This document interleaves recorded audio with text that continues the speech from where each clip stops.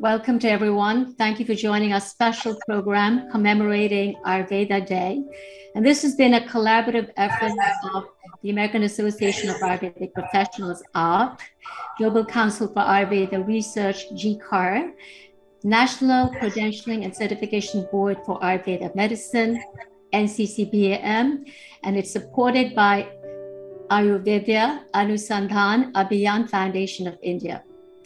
I am Dr. Renee Mehra, founding member of NCCBAM and board member of AAAP, and I will be the moderator for the first part of the program. And this will be followed by a panel discussion moderated by Vedya Pratibha Shah. We will begin with Dhanvantri prayer. It's a prayer to Lord Dhanvantri, asking for healing us and healing the world. Namami Dhanvantri Madhidevam Sura Surera Vandita Padupadmam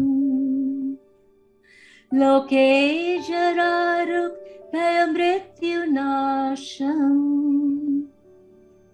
Dhatari Mesham Vividhoshadhina Om Shanti, Shanti, Shanti. Thank you all for letting us be a part of your weekend. This year's theme for Ayurveda Day is very relevant, Ayurveda for global healthcare. And the strength of Ayurveda is holistic wellness and prevention. And when we integrate Ayurveda in our mainstream healthcare system, we're not only getting improved healthcare outcomes, we're even addressing health equity and inclusion. And most importantly, we are in tune with ourselves and in tune with nature. And when we get that balance, we get that groundedness and that connectedness, then we are truly happy and healthy in all levels, spiritual, mental, emotional, psychological, and physical. So before we start the program, I'm going to ask Vedya Sujata Reddy to make some housekeeping announcements. Vedya Sujata Reddy is the founding member of AAAP, and she is on the board of NCCBAM, and she's the president of the Colorado Ayurveda Association. Thank you, Renee. Some housekeeping here. First of all, I would like every one of you to mute your microphones. It just helps keep background noise to a minimum. Wait until the presenter allows you to ask any questions. Once the Q&A session starts, all of you type your questions on the chat when it's open. Be mindful of the background noise.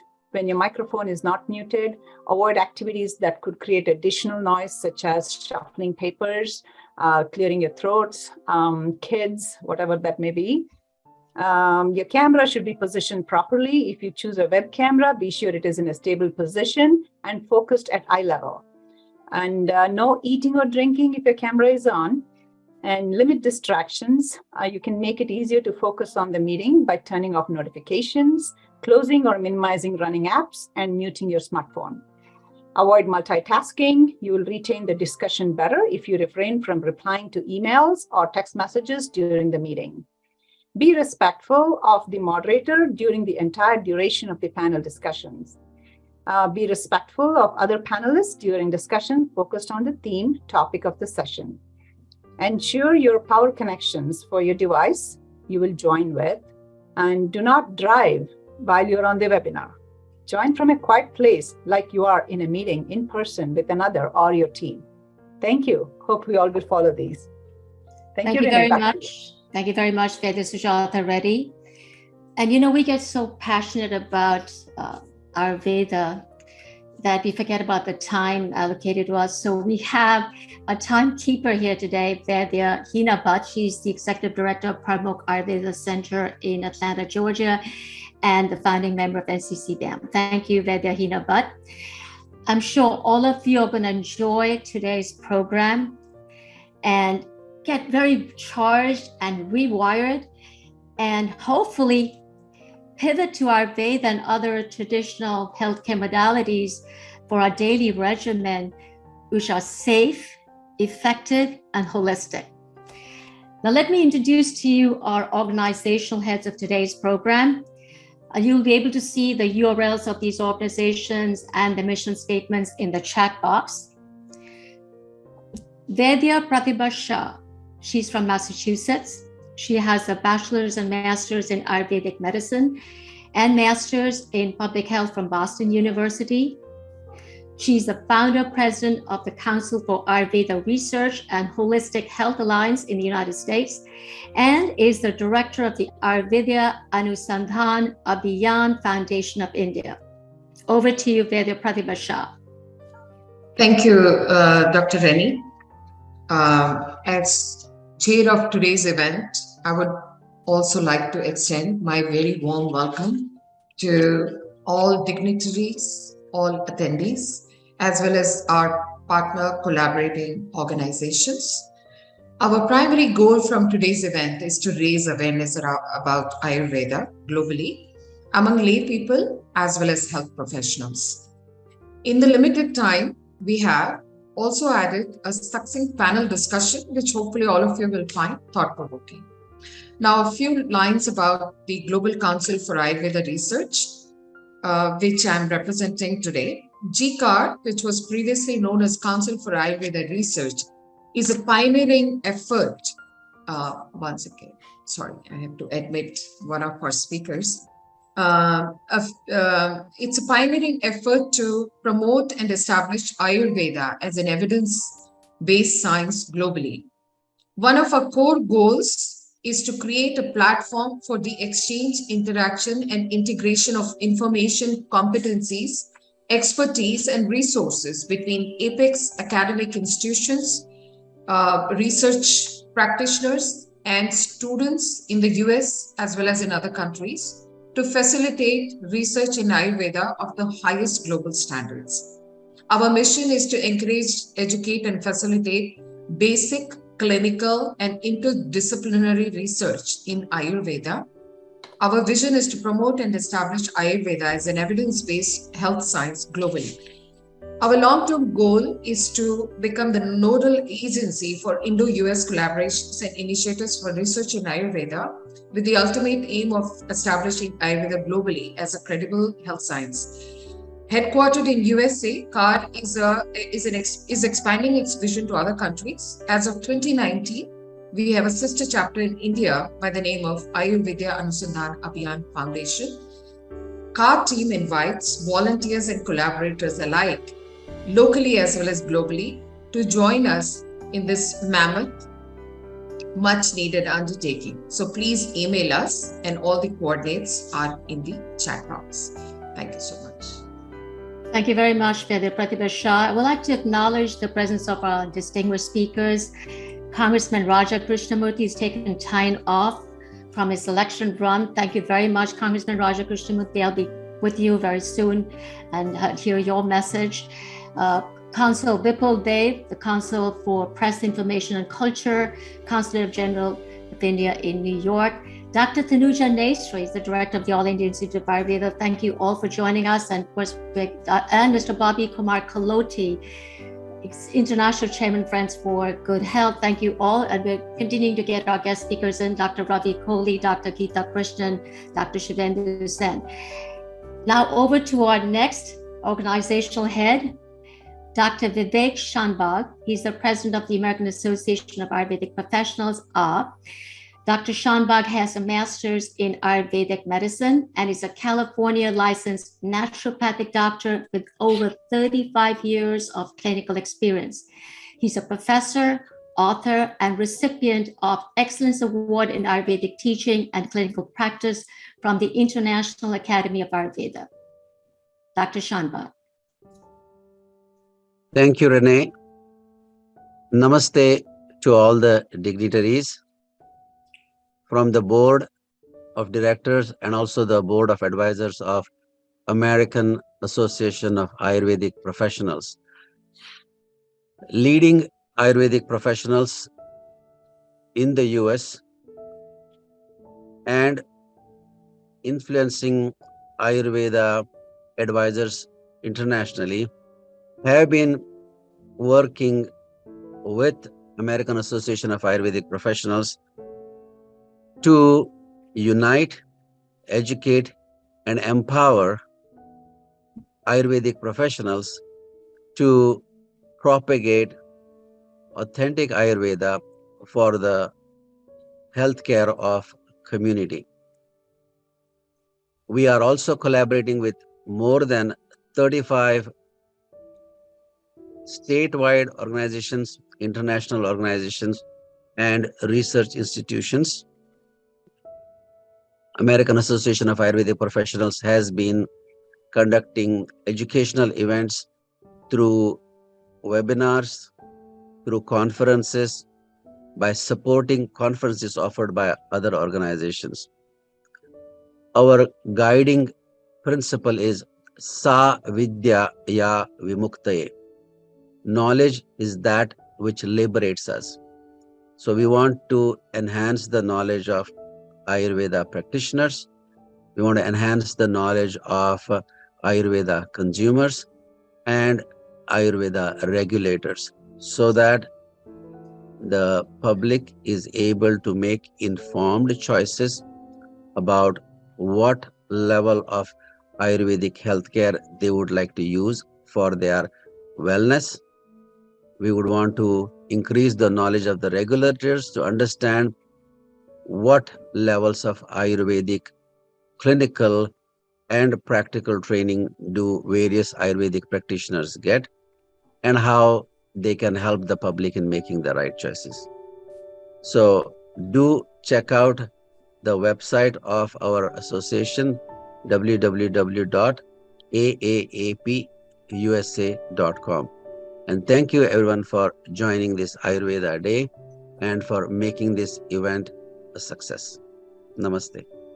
Thank you very much, Dr. Vivek Shanbag. Over now to Dr. Sumesh Kaushik. He's the president of the NCCBAM, which stands for National Credentialing and Certification Board for Ayurvedic Medicine. Dr. Kaushik has a bachelor's in Ayurvedic medicine and master's in public health and public administration from the University of Alabama, Birmingham. He's also a naturopathic doctor and has almost 40 years of clinical and teaching experience in Ayurveda. Dr. Kaushik. Thank you and welcome everyone. Dr. Renee, thanks, and welcome all the dignitaries, all the speakers, guests, panelists. So AAAP is making sure that it bring all the people together. GCAR makes sure that we do a lot of research, and NCCBAM makes sure that we provide qualified practitioners to our community. Ultimate goal for all of us is to make sure that we are taking care of safety and well-being for the consumers. So NCCBAM provides certification and credentialing to BAMS graduates and other who are going to graduate from US Ayurvedic schools with doctorate degree, making sure they are qualified and making sure that we provide the best qualified practitioners to our community. So our ultimate goal is to provide safety, making sure that the public, which is going to see and being treated with our qualified practitioners, get the best qualified practitioners. And in that case, we need to make sure that the quality of education, quality of training, clinical, and then the classroom training is the ultimate. And with that goal, we need everybody's support. And again, thank you very much for joining us. Thank you very much, Dr. Sumesh Kaushik. Now let's move on to our very distinguished array of speakers. First, let's go to the message from Vaidya Rajesh Kotecha. He's the Secretary, Ministry of AYUSH, Government of India, and AYUSH, AYUSH, is promoting and preserving the traditional healthcare systems, including Ayurveda, Yoga, Unani, Siddha, homeopathy, naturopathy, and Tibetan medicine. Dr. Rajesh Kotecha has many publications to his credit. He has received many awards, including the Padma Shri in 2015 by the President of India. He's been an active member of various research councils and advisory boards and committees of many institutions and organizations in the field of Ayurvedic education and research. Let's hear his message. I feel delighted to address all of you. It's one Ayurvedic celebration being organized by American Association of Ayurvedic Professionals, Govt Council for Ayurvedic Research, Nesari Credentialing and Certification Board of Ayurvedic Medicine, with the support of Ayurvedic Ayurveda Anusandhan Gyan Foundation from India. On behalf of the Ministry of AYUSH Government of India, I extend my sincere appreciation and compliments to the organizers for their dedication and commitment in celebrating this event in India. I am happy to learn that considering the increasing global acceptance and exponential growth of Ayurveda, the theme for the event is chosen to be Ayurveda for Global Healthcare. At present, we are witnessing a highly receptive environment where the importance of Ayurveda is widely recognized and globally acclaimed for its holistic healthcare approach. The Ministry of AYUSH has taken many initiatives with an aim to serve the country and the world, ensuring holistic well-being and thereby improving the quality of life of people through Ayurveda. Presently, Ayurveda products are being exported to more than 100 countries, and Ayurveda is recognized as system of traditional medicine in more than 30 countries around the world and has received a magnetic appeal globally. As the world gravitates towards holistic well-being, all eyes are turned towards India. Promoting Ayurveda through Heal in India and Heal by India initiatives will surely make India as a leading global healthcare destination. We have to move beyond the borders of India and become an acceptable healthcare system across countries so that large number of people from all continents visit India to get holistic healthcare. I wish the event a great success and hope for fruitful deliberations during this event. Thank you. Namaste. Jai Hind. Thank you very much, Dr. Rajesh Kotecha, Secretary, Ministry of AYUSH, Government of India, for your very encouraging message. And you're right, all eyes are on India, especially with its Ayurveda and other traditional medicine systems that look at health from a holistic lens. Our next speaker is Congressman Raja Krishnamoorthi. He represents the 8th Congressional District in Illinois. Congressman Raja Krishnamoorthi serves on the House Permanent Select Committee on Intelligence, the Select Subcommittee on the Coronavirus Crisis, the Committee on Oversight and Reform, and as chairman of its Subcommittee on Economic and Consumer Policy, vice chair of the LGBTQ Equality Caucus, co-chair of the Congressional Asian Pacific American Caucus Immigration Task Force, and as an assistant whip for the Democratic Caucus. Congressman Raja Krishnamoorthi, thank you so much for joining us. Hey, thank you, Renee. Can you hear me? Yes. Great. Well, it's wonderful to be with you. Thank you to everybody for joining, and happy Ayurveda Day. I think Ayurvedic medicine is something that a lot of people have thought about, especially during the pandemic, and how the combination of body, spirit, and mind are so essential for curing what ails us. And I think that now there's a growing recognition around the world that these traditional forms of medicine have a place in the general healthcare system that we utilize to treat people. In fact, just recently, the World Health Organization, combined with the AYUSH ministry, who is ably represented by the previous speaker, entered into an agreement whereby India would host the WHO's Global Center for Traditional Medicine. And the head of the WHO said the following. He said, for many millions of people around the world, traditional medicine is the first port of call to treat many diseases. Ensuring all people have access to safe and effective treatment is an essential part of WHO's mission. And this new center will help to harness the power of science to strengthen the evidence base for traditional medicine. So I'm cognizant that there are people in this world that don't know the full evidentiary base for Ayurvedic medicine, but there's a growing recognition that we need to establish that evidentiary base and combined with modern medicine, make sure that all treatments that work are available to everybody. And so I just want to say thank you to all of you for helping in that mission. The fact that 80% of people in India and in many other parts of the world practice this traditional form of medicine is a sign that we need to take it increasingly more seriously and make sure that we apply whatever lessons we can learn to help as many people get better fast. So thank you so much for allowing me to say a couple words, and God bless all of you. Thank you so much. Thank you very much, Congressman Krishnamoorthi, for taking time out. And you rightly said, we have actually from WHO, Dr. Geetha Krishnan is one of our speakers today. He's going to tell us all about how we're moving forward with traditional medicine, especially with Jamnagar. We have the Global Center for Traditional Medicine that was inaugurated just a few months ago. So thank you very much for joining us.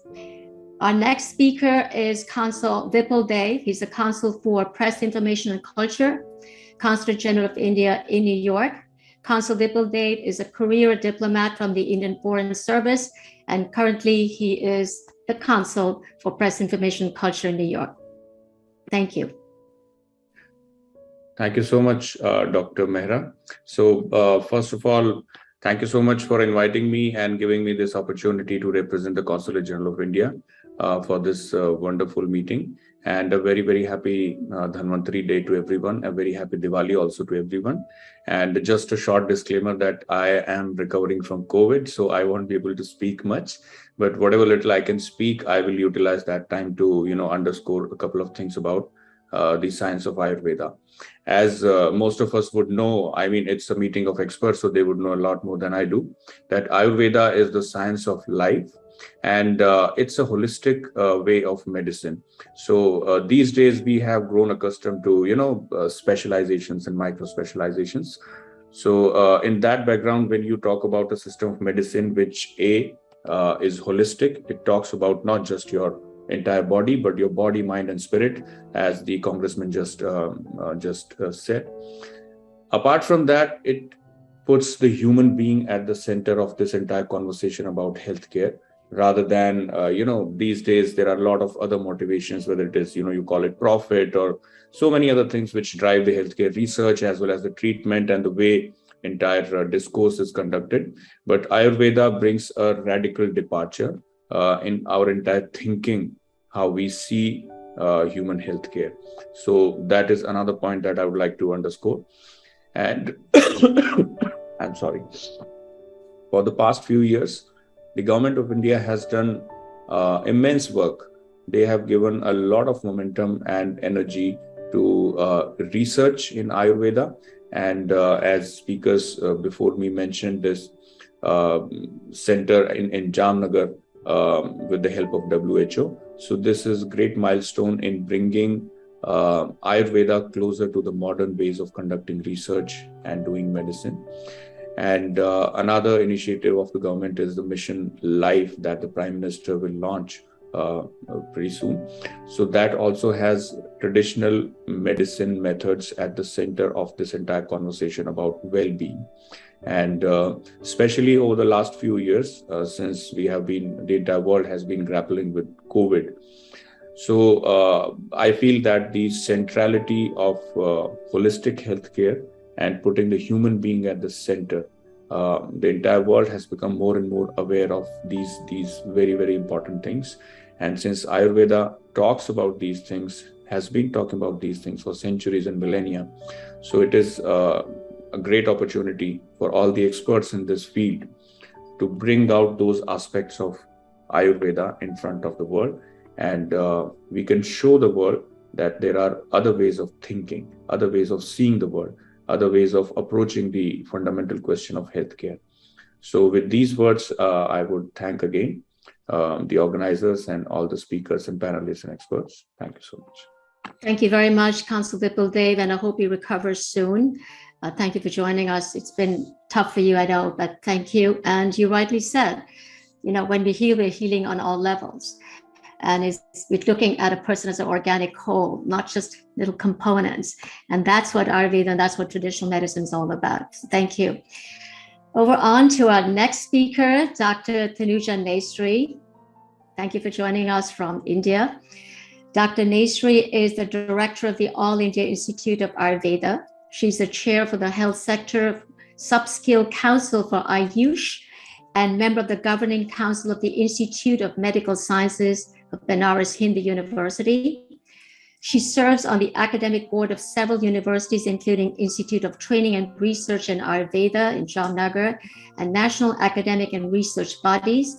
Dr. Nesari is the CEO of the National Medicinal Plant Board of India in Delhi, which is under the Ministry of AYUSH for the promotion of medicinal plants in India and overseas. Dr. Tanuja Nesari.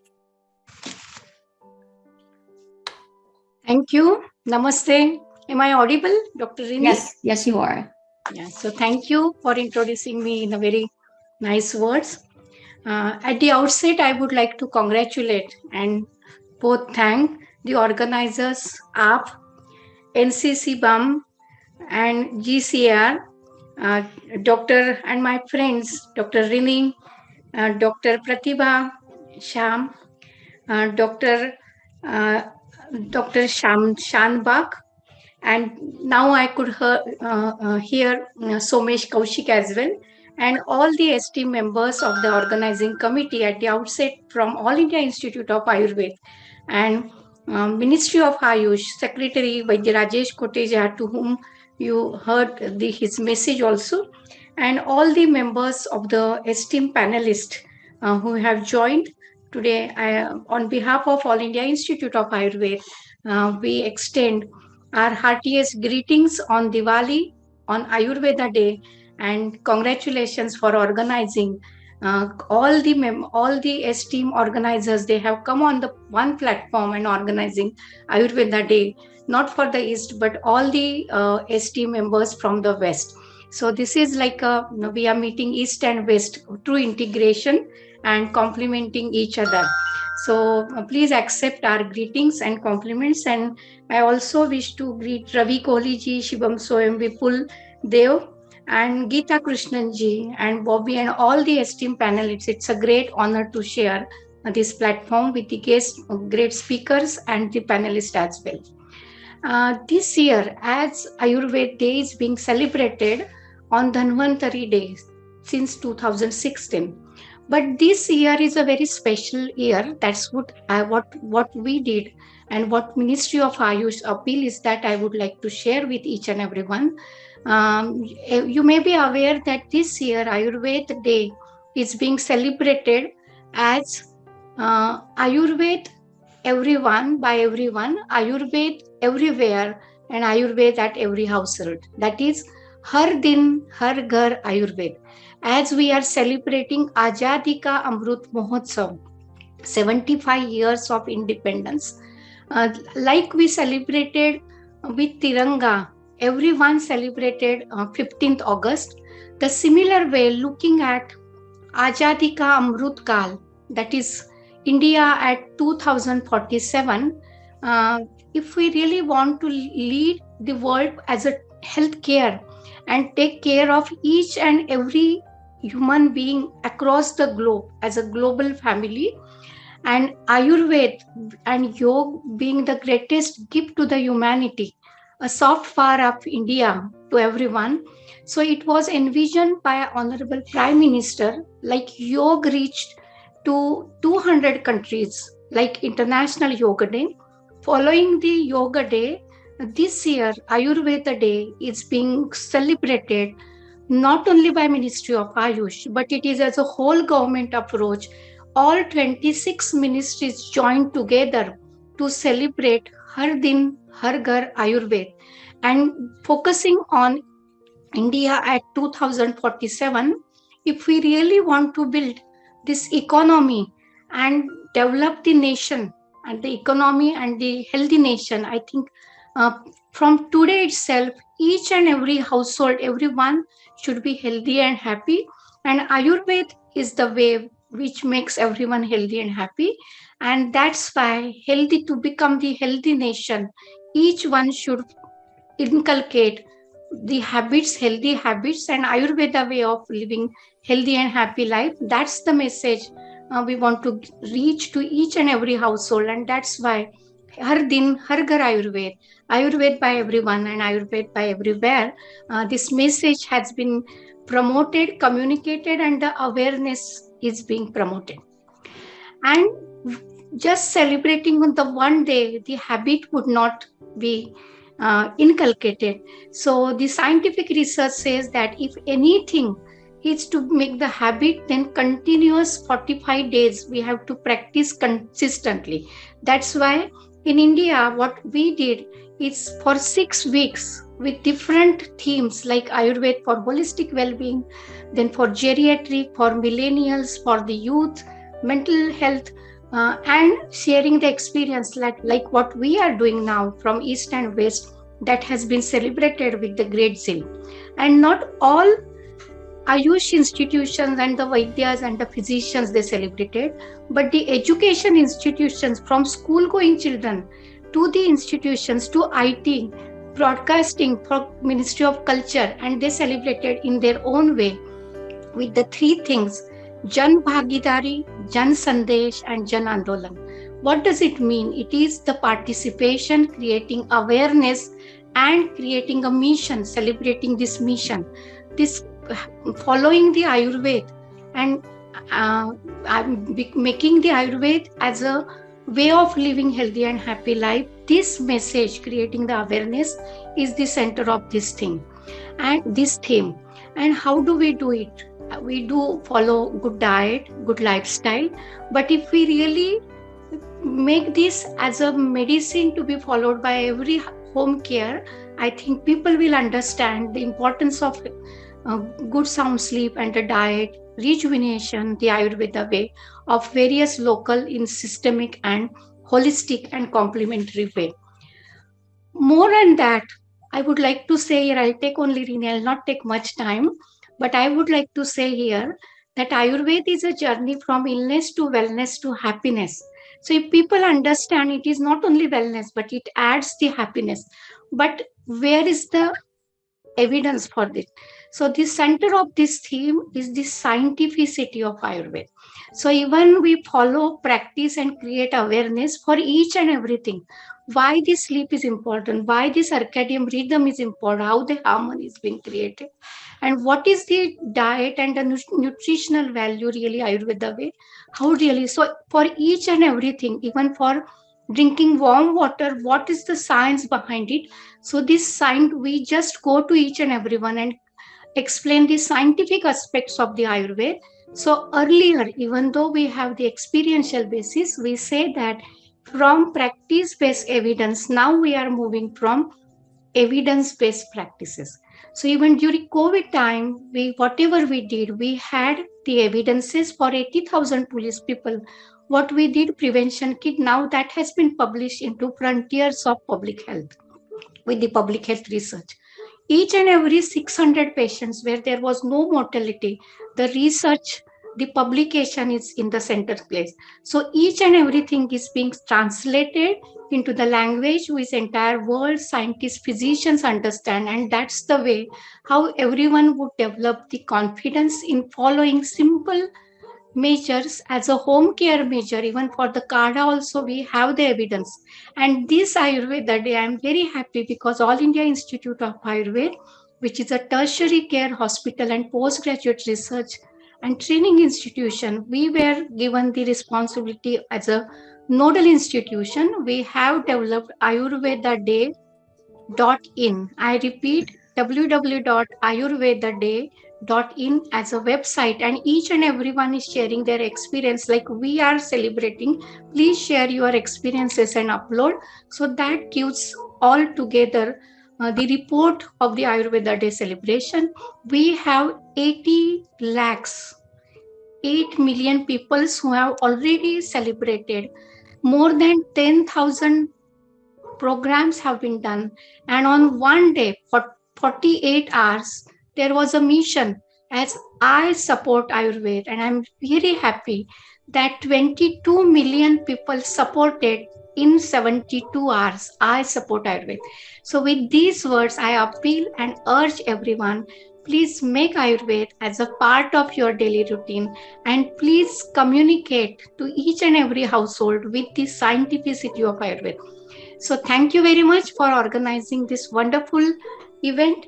I wish all the best, and I really feel honored and blessed to be a part of this program. Thank you. Namaste. Thank you, Dr. Tanuja and Nesari, with these mind-boggling statistics you just gave. 26 ministries joined, over 10,000 programs. This is what we are saying, and I've said it before as well. When we pivot to Ayurveda, when we pivot to traditional medicines, we really get positive health outcomes, and we are in tune with ourselves. So thank you very much for sharing those statistics with us. We'll now be joined by Dr. Ravi Kolli. He's the president of the AAAP Association, which is the Association of American Physicians of Indian Origin. He's a board-certified psychiatrist with additional qualifications in addiction, geriatric, and forensic psychiatry. He serves as a psychiatric medical director of Southwestern Pennsylvania Human Services. Dr. Ravi Kolli. Good afternoon for those in the East Coast, and good morning to rest of the people in West Coast, and probably good evening in India. Thank you for having me here, Dr. Renee. And this is my distinct honor and pleasure to represent AAPI, American Association of Physicians of Indian Origin. We have deep connections with a lot of traditional medicinal practitioners, and during our Global Health Summit, we have had a day with AYUSH team in Global Health Summit in Hyderabad a couple of years back. So I have deep relationship with traditional medicine practitioners, and we respect them. And I want to thank all the dignitaries who took time to be here and encourage this movement. And our time has come. Our traditional medicine has been there for over thousands of years. And now even the Western sciences have recognized we have to treat the whole person, not the illness. And like the previous speaker said, it's from illness to wellness to happiness is our goal. And as a psychiatrist, my special emphasis is providing happiness and blissfulness to our patients who suffer from serious mental health problems. There is some evidence, and there is some hidden evidence that we have to uncover and recover from traditional sciences, scientific teachings. As you all know, you're all experts in Ayurveda. I'm just a student still. And there have been medicines that have based on herbal medicines like actually one of the first treatment for schizophrenia came from reserpine, Sarpagranda, which was Raulfia medicine. So that was yohimbine and all those reserpine was discovered from that, and that was proven to be an effective treatment for schizophrenia at that time.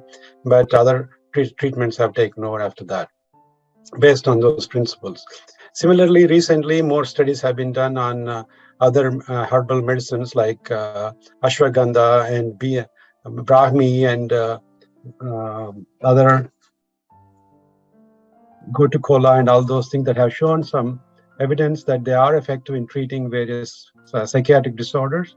So we need to integrate those in a safe way with the traditional allopathic treatments. While allopathic treatments tend to treat acute illnesses and provide acute care, the wellness and maintenance of health can be probably more easily accomplished by traditional medicine practices of proper diet, proper nutrition, proper rest, proper relaxation, proper socialization, and all those things. These things are being rediscovered by lifestyle medicine practitioners and integrative medicine practitioners. And AAAP, we have started a new committee called Integrative Medicine Ad Hoc Committee, headed by Dr. Indranila Basu, who is a well-known writer and author of many cardiology textbooks. And he recently published a book on cardiology and Ayurveda and yoga, and that has been reviewed by many people, including forward by Prime Minister Narendra Modi ji. So we are planning to do some more of these kind of activities to integrate traditional medicine of Ayurveda as well as Western medicines. We look forward to having some of you come and present some continuing medical education to our members, and we would like to also join your organizational activities and integrate. The integration is important, right? The traditional and Western sciences need to be integrated. So we're looking forward to our collaboration to educate more people on evidence base of Ayurveda. And it is there. We need to just uncover and recover it from some kind of obscure texts and other ways it was hidden. And Ayurveda tradition has showed that vaccination existed before Western science have discovered that. And that also surgeries have been done in our Ayurvedic tradition that are predated any surgeries by Western medicine. So we have a proud tradition. We need to integrate that, and we need to bring it out to general public in a very scientifically acceptable manner. So I think we can, like Dr. Tanuja said, we need to make it's a daily activity and a daily movement and a national movement. And the fact that WHO is starting a center in India is an acknowledgement of our contributions over the years and our continuing contribution. Thank you, and thank you for giving me this opportunity, Renee, and I'm looking forward to hearing from the rest of the speakers and learning a lot and take it back to my practice as well as my members. Thank you very much, Dr. Ravi, Kolli, and I totally, I'm with you on partnerships, collaborations, because that bring in a new approach. And when we're bringing a non-pharmacological approach in your area of expertise, especially mental health, we are accelerating the treatment progress. And thank you for joining, and hope you can continue to stay with the program today. My pleasure. Over now to Bobby Kumar Kaloti. He's a dear friend of mine. Mr. Kaloti is the international chairman of Friends for Good Health, a philanthropic organization that sends teams of leading healthcare professionals to provide vital medical services in the world's most affected regions. He's also one of the longest serving directors on the board of directors of Nassau University Medical Center. And Bobby Kumar Kaloti is the chairman of Nassau County Commission on Human Rights in Long Island, New York. Over to you, Bobby G. Thank you so much, Renu. Dr. Renu Mehra. My greeting to you and all your distinguished members who join us. It's a privilege and an honor for me to join well-established, knowledgeable, a very credible people. Thank you for having me, Renu Mehra. Let's go back to the tradition part. I take you back all the way back to Lord Rama. When his own brother, Lakshmana, came in a situation, there was no modern medicine that time. And God, Hanumanji, brought a Sanjeevani booty to cure him, and did religiously. If you look at it, go back to the ancient time, but Dr. Kolli was saying, another distinguished member had spoken, there is a traditional medicine that we use, and we all are used to it in India, China, and Southeast Asia, actually in Africa as well. I traveled 85 countries, lived in 5, met every head of the state in the world, including a pope. There's not a one head of the state I would say that I did not have the honor to meet. But I'm trying to say, living in, traveling around, I am so much proud to say I'm Indian. And what you make me feel proud, all these distinguished doctors had made the world known, not only medicine, a practice serving the people. But when you go back to the tradition, Dr. Mehra, I go back from the small village I come from, 10-mile radius, no hospitals. My mom lived 93, grandma lived over 100, which you know, you and I share that story. Many of other, they never had a modern medicine, but they have Ayurvedic medicine. They have homeopathic medicine, the way of eating, way of living. Even when we use the word namaste, the way we bow to others, I think that have a meditation, they have a meaning. Ayurvedic medicine does not become addicted, but that's heal, build your immune system. I'm not against modern medicine, but if you look at it, just a small headache, painkillers, basic surgeries, you get medicine for 7 to 10 days, 15 days, and the next thing you know, our youth are addicted to the same medicine, which is overdose and kill. I don't know any. I'm sure these distinguished people can tell you better than I do. I never saw somebody die from Ayurvedic medicine or get addicted. We must continue, bring the awareness. We must continue, bring this education to the world. From we learn religiously, we learn just living in the, if you look at it, the majority of the world live in the villages. And what they do, they practice a pretty much Ayurvedic, homeopathic medicine every day, even in modern world. Because when you have a headache, what you do is because you didn't eat something properly. I'm not as well educated as your panel is, but I'm able to serve in 3 different medical universities. I learned a lot, I'm still learning, but I applaud every doctor, every your panelist. Please continue this basic education that we had learned at home growing up. I'm going to end with because you have a time restraint, so I'm going to end with one basic. It sounds like a joke, but it's a reality where we come from. When you go travel around the world in Western culture, we are told everybody is a doctor in India. Some of people are suspicious, they did not believe in it. So they find a commission from 10 different countries. They decided to go to India. They go to India, get up on the airport. One of the person pretended something happened to him and he lied down. Even the car driver, auto rickshaw, car rickshaw, you can call everybody who was around. They surrounded the person, start saying, give him water quickly, hold his head, lift him up, put him in this way, give a hot water or don't give a cold water. But those were surprised. Not a one person who was surrounding didn't suggested something. So where do all those suggestions come from? While they're growing up in-house, they practice those things every day. So to me is what you learn at home, don't try to compromise over modern medicine. Yes, modern medicine is very important.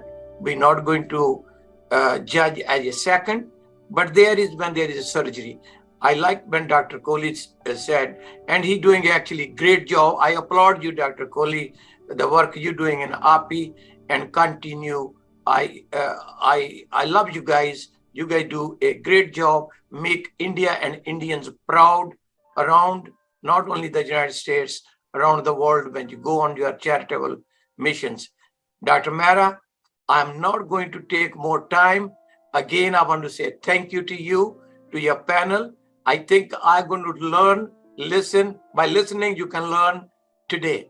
And this is after, Dr. Kolli and other distinguished members spoken, I think it's the best for me to say Thank you what you do. God bless you, your families. But I do want to say it's not only Ayurveda Day today. Every day is Ayurveda Day. Every day, actually today is a Chach Puja as well, energy from the sun. So I wish everybody happy Diwali, happy New Year, happy every day. God bless you. Again, Dr. Mehra, to you and to your organization. I applaud you. Continue this work because it's needed. Education, what we had from our ancient time and the development we have from ancient time, we should not forget. We should continue that tradition. God bless all of you. Thank you for having me. Thank you very much, Mr. Bobby Kumar Kolli, for your inspiring words. And yes, every day should be an Ayurveda day. Every day. Absolutely. Good reminder. Thank you. Over on to our next speaker, Dr. Geetha Krishnan. He's a technical officer at the Traditional Complementary and Integrative Medicine Unit of the World Health Organization in Geneva, Switzerland. His current work with WHO entails development of global standards of practice and training, development of standard terminologies, and data collection and analytic systems for morbidities managed by traditional medicine. He's also responsible in development of digital tools to support safe and effective self-healthcare practices in the area of health promotion, and is engaged in supporting low and middle income countries to develop national policies and guidelines for the appropriate use of traditional medicine within their national health systems. Over to you, Dr. Geetha Krishnan.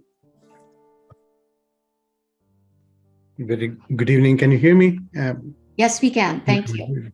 Thank you so much. Let me first of all congratulate you, Dr. Rini, and your organization for organizing this program on the International Ayurveda Day. And I would like to wish all of you my greetings from on the occasion of the International Ayurveda Day. And a very I'm very honored to speak at the presence of such honored guests you have brought together here. And I think it is quite important to see that the kind of advocacy that you are doing for Ayurveda is actually bringing kind of attention to the cause of Ayurveda and to the needs of Ayurveda, and also to the needs of the community. You had asked me to talk about the global opportunities or global Ayurveda in the area of global health. From a WHO perspective, as you had mentioned already while you were introducing me what WHO was doing, but I will definitely go through some of the activities that WHO is doing as far as Ayurveda is concerned. WHO is supporting member states to understand and regulate Ayurvedic system by creating a practice and a training benchmark document. This has been developed with the help of around 36 countries and covering all the continents, and then it's considerably accepted, and this document is currently being used by many member states to initiate their process of regulating traditional medicine, especially new states which do not have yet regulation of Ayurveda. They are very keenly looking at these documents and trying to find out whether they can create the framework. We are also supporting them for that. Some of the states, which of course I cannot tell the names right now, but basically in the geography of the Middle East, is mostly is finding quite an uptake of these documents. So that is quite encouraging for us, as well as in Africa. Other than this, we are also developing and soon going to publish in the next 1 month a document of international standard terminologies for Ayurveda. This is a consensus document which will give make communication about Ayurveda much more easier for the Ayurvedic practitioners, as well as for researchers, as well as for modern medicine and research scholars. It also is supportive for the regulators, because one of the main problems that Ayurveda faces is the lack of appropriate communication tool, or what is being communicated sometimes it does not get over to the other side.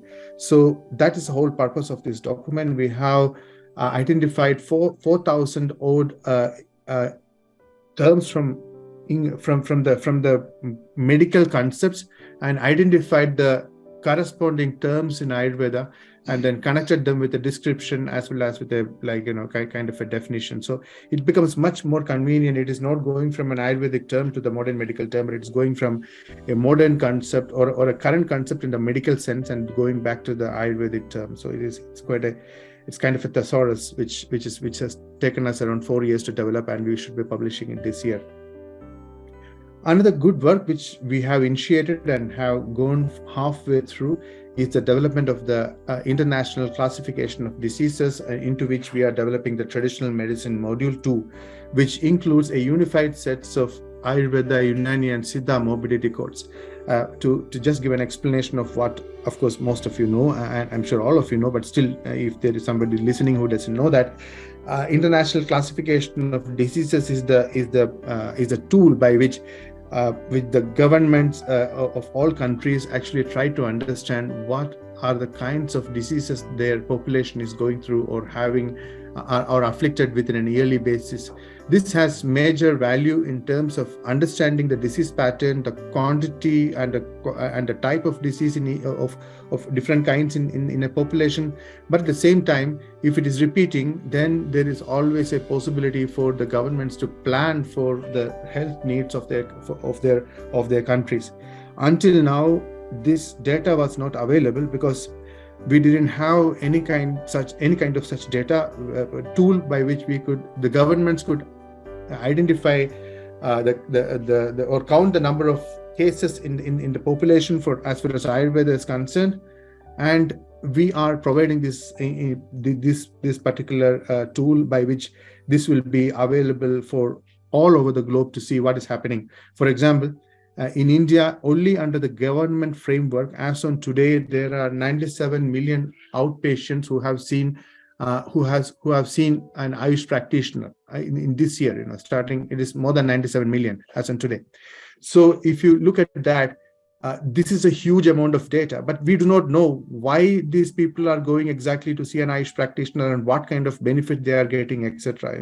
So when this tool comes in, we will know this spectrum more correctly. We will know the repetition of this kind of spectrum, who is going where, what kind of treatment, what disease, what condition of the disease, etc., which will help the government in India to decide what they should be spending on. But at the same time, that becomes a data source for other countries to look at and say, okay, you see, this many number of patients have been treated through Ayurveda for this particular condition, and which has shown the kind of benefit which is there, and therefore it is definitely useful for us to try it in their regulatory environment. So this is one of the reasons, or one of the major reasons why ICD over a period of time will have an impact in the propagation and appropriate regulation of Ayurveda too, and uptake of Ayurveda by the health systems. Another major work which we have been doing, which we have initiated, is the development of the International Herbal Pharmacopoeia. The International Herbal Pharmacopoeia, as you know, pharmacopoeias are the basic documents based on which the governments regulate herbal medicine or any of the medicines. So there is no such International Herbal Pharmacopoeia until now, which we are creating, and that's also going to be a consensus document, which when it comes like the products which are part of that will be accepted through a kind of a UN regulatory process. That means the member states will be accepting it through the World Health Assembly, and that means it's actually mandated for all states to accept it. Or rather, it becomes very easy for unregulated markets or unregulated countries which are not regulating herbal medicine to take up those herbal medicines which are part of that herbal pharmacopoeia and include it in their system or into their regulatory process. This is actually a huge support for making sure that access to herbal medicine or access to traditional medicine is properly provided, and we will have a major part of it covering Ayurvedic medicine. So it is going to be a major document. It's going to be long, but it will take around 4.5 years to complete, but we have initiated that work on and it's on our table. Another work, which of course you know, is the Global Center for Traditional Medicine, which has been established in the beginning of the year by the Prime Minister of India, Sri Narendra Modi, and the DG of WHO, Dr. Tedros. So this happened on 19th of April 2022. The purpose of the Global Center of Traditional Medicine is to support member states and also major WHO officers with enough evidence and sufficient evidence and like implementation mechanisms so that they can utilize safe, evidence-based, efficient traditional medicine into their in their health systems, and Ayurveda is going to play a major role in that. And Global Center for Traditional Medicine will be going to play a major role, in the propagation and acceptance of Ayurveda. From these are what WHO is doing for Ayurveda. From the other point of view, how WHO looks at Ayurveda as a tool, we think that the traditional medicine, especially systems like Ayurveda and traditional Chinese medicine, which has been long established and well established with a lot of evidence and research, will play a major role in reducing the cost or increasing the affordability of medication and treatments and to the population. It will also make sure that the health services are available to a larger section of the population, and making sure that nobody is left behind for getting medical services. It will also make sure that we can have appropriately trained health workforce in the community, and it will also take into account the extended life period that humans are coming across nowadays with the recent advancements in science and in the community and the social health structure.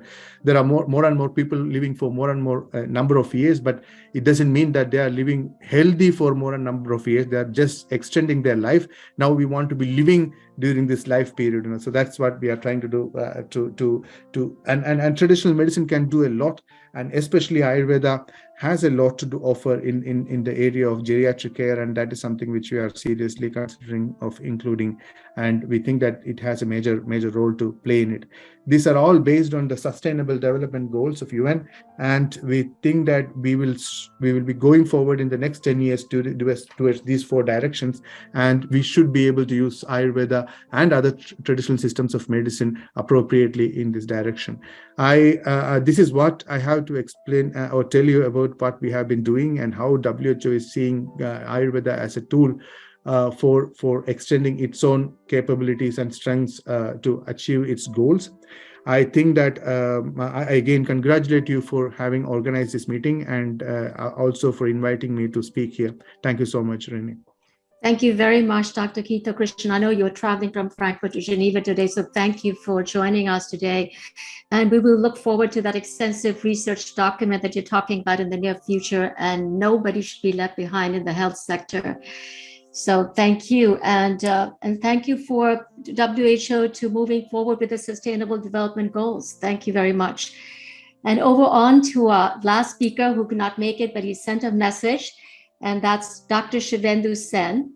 He's the Vice Chair, Research Faculty, Internal Medicine, New Jersey University in Hackensack, Jersey. And he's nationally and internationally recognized physician, author, speaker, and a humanitarian. Let's hear his message. Dr. Shuvendu Sen. As a physician and as a scientist, I've always marveled at the limitless repertoire of medicine, its tremendous dynamic potential, its evolutionary nature. What was considered to be alternative medicine would quickly become complementary, and then will be called integrative, to be called as a mainstream medicine. In essence, medicine is like an encircling embrace, where we embrace the unknown. We put the unknown under scientific trials, and then we call it our very own. Ayurvedic medicine is one such embrace, a wonderful opportunity to make it our very own mainstream medicine. The very basic philosophy of Ayurvedic medicine is what the drug does to the body is as important as what the body does to the drug. So in essence, Ayurvedic medicine is at once both an external as well as an internal journey. Ayurvedic medicine also focuses on plants and herbs. If you look around, all the major drugs in the world today, be it aspirin or morphine or digoxin or chemotherapeutic drugs, they all have their beginning from plant and herbs resources, which is what Ayurvedic medicine focuses on. I will ask for more research, more trials, more funding to explore the boundless possibilities of Ayurvedic medicine.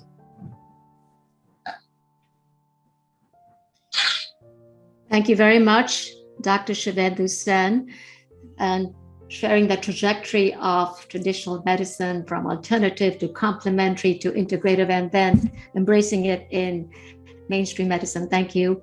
And I just want to thank all my speakers today in the first half of the program. Thank you for joining and spending some time with us this weekend.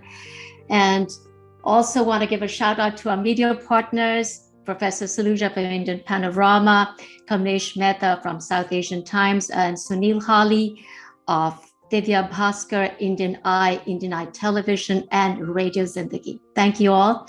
Now over to Vedya Pratibha Shah to moderate the panel discussion, a collective of Ayurvedic experts sharing their insights.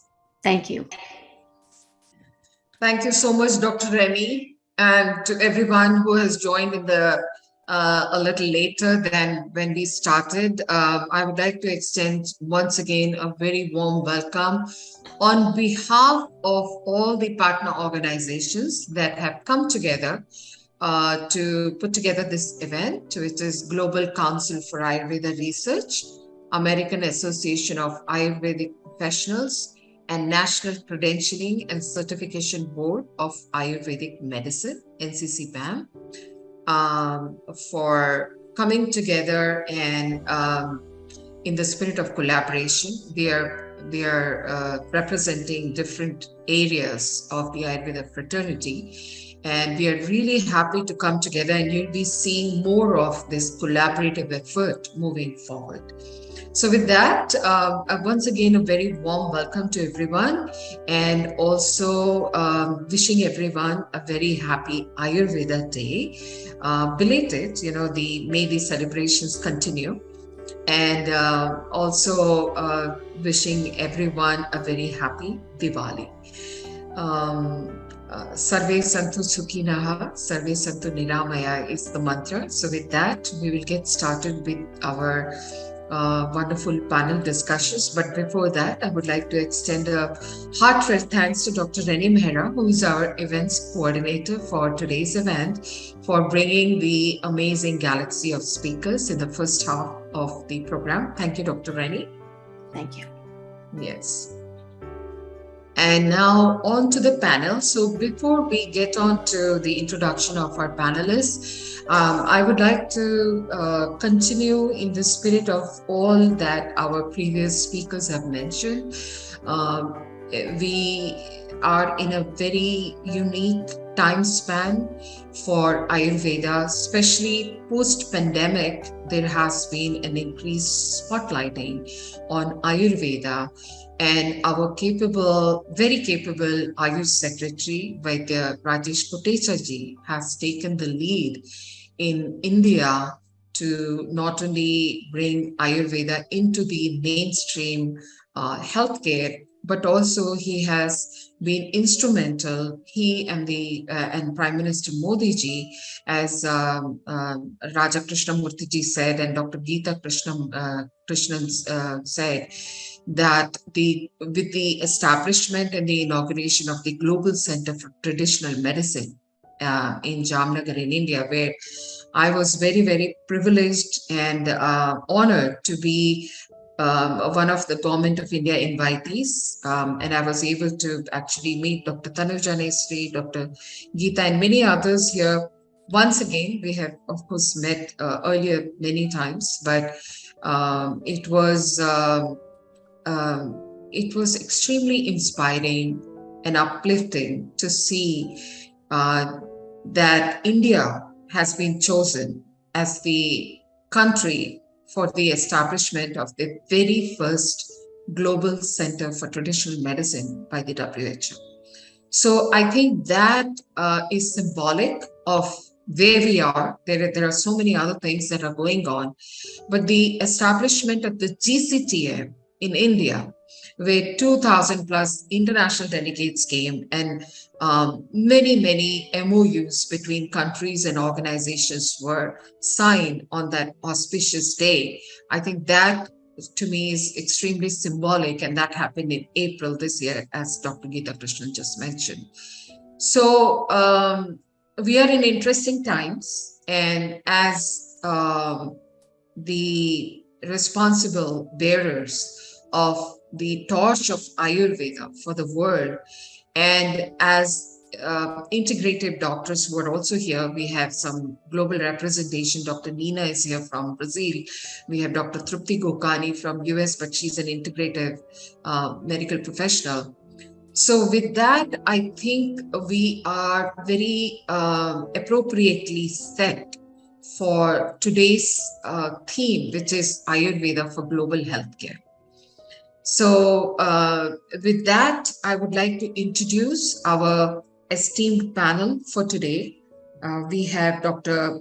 Harish Verma ji, who is an Ayurveda Charya, physician, teacher, author, successful entrepreneur, and founder of MS Indian Herbal Remedies, Bati, HP India, and of Best Ayurveda Limited, Ontario, Canada. He comes from a family of 4 generations of Ayurvedic doctors, and he is joining us from Ontario, Canada today. Dr. Trupti Gokani is an integrative medical doctor with a postdoc. Dr. Sujata, could you please highlight the panelists, please, for everyone? Thank you. Dr. Trupti Gokani is an integrative medical doctor with a postdoc in clinical psychopharmacology. She has a variety of trainings in Ayurveda and energy healing from several different institutes. She joins us from Illinois, USA. And if you could please, Dr. Sujata Reddy, please add the spotlight for as a panel to all the speakers, please. Thank you. Mamta Landerman is a clinical Ayurveda and Panchakarma specialist and a freelance teacher practitioner in Ayurveda and Jyotish. She is based out of California, USA. We have Dr. Madan Tangavelu. He's a genome biologist, inventor of the molecular copy counting technique, a member of several prestigious local and global organizations, an honorary adjunct professor at the University of TDU, Transdisciplinary Health Sciences and Technology University, Bangalore, and a former trustee of the Research Council for Alternative Medicine, UK. He joins us from UK. Dr. Nina Claudia Barbosa da Silva, maybe I can find Dr. Nina to spotlight her. Dr. Sujata, are you here? Yes, I'm here. I did pin her. Okay. So if you can take care of spotlighting Dr. Nina, please. Dr. Nina Claudia Barbosa da Silva has a Master of Biological Sciences and PhD in Plant Biotechnology. She has also done her postdoctoral fellow in ethnobotany and is trained in Ayurveda by the Brazilian Association of Ayurveda and AVP India. She's also a professor researcher at the Faculty of Pharmacy, UFRJ, working on medicinal plants, ethnobotany, and Ayurveda. She joins us from Brazil. So if you can excuse me for 1 minute, I think I'll take care of spotlighting. Don't worry. Don't worry, I'll take it over. No problem, no problem.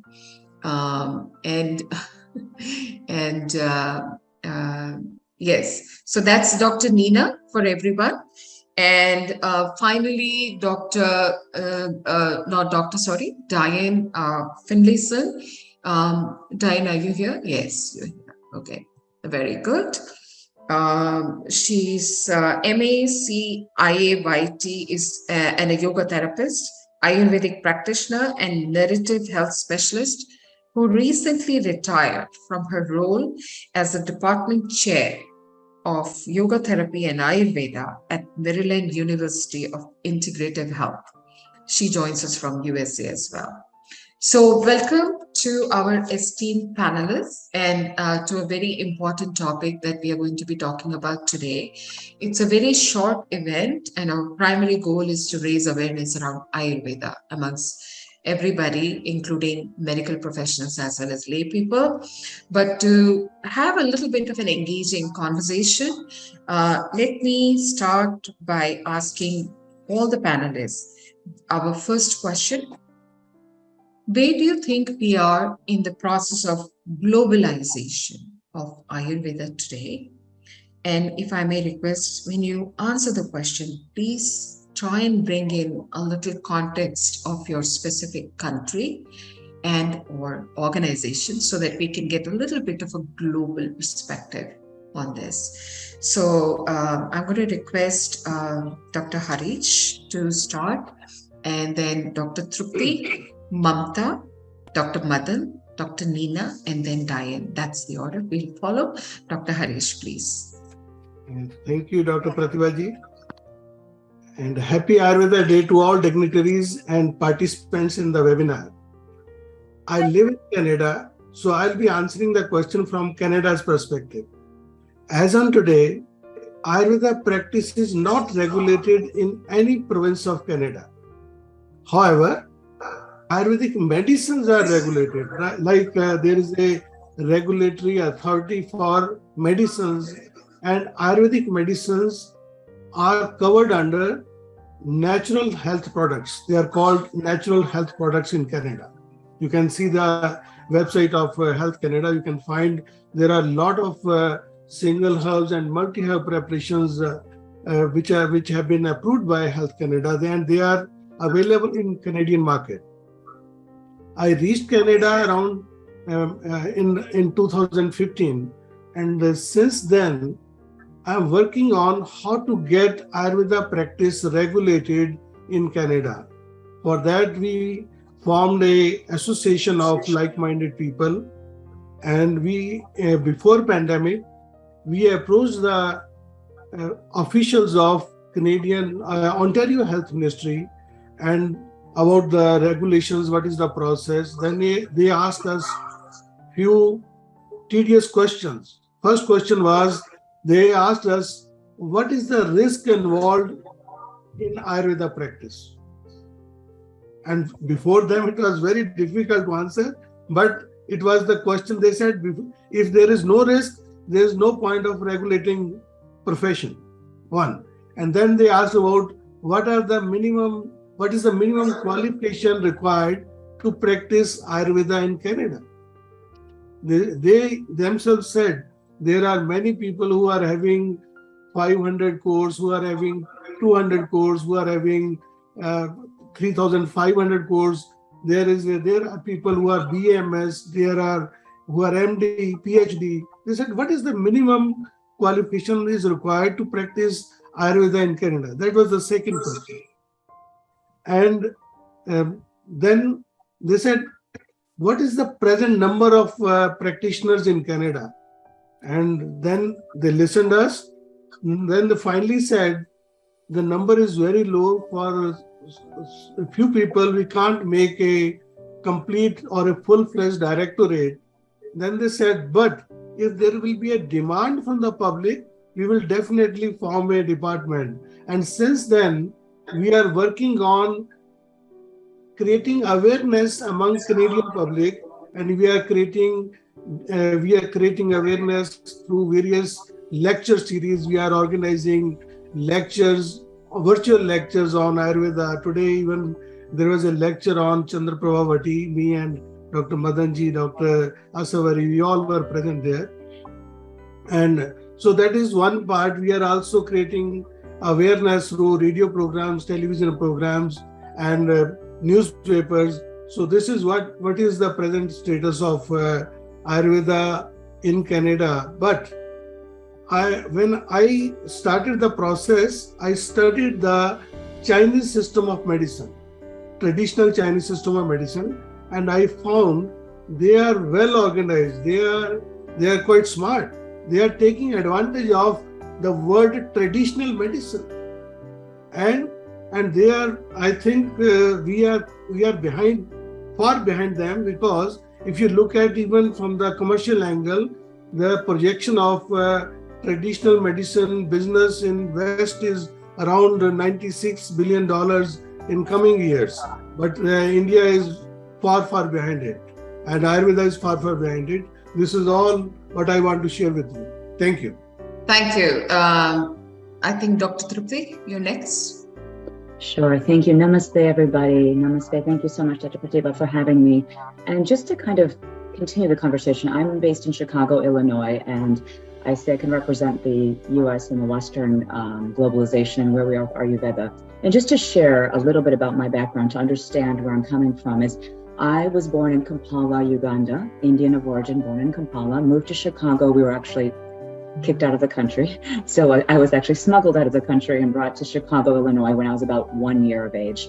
And Ayurveda, I hadn't discovered Ayurveda until I was a first-year medical student.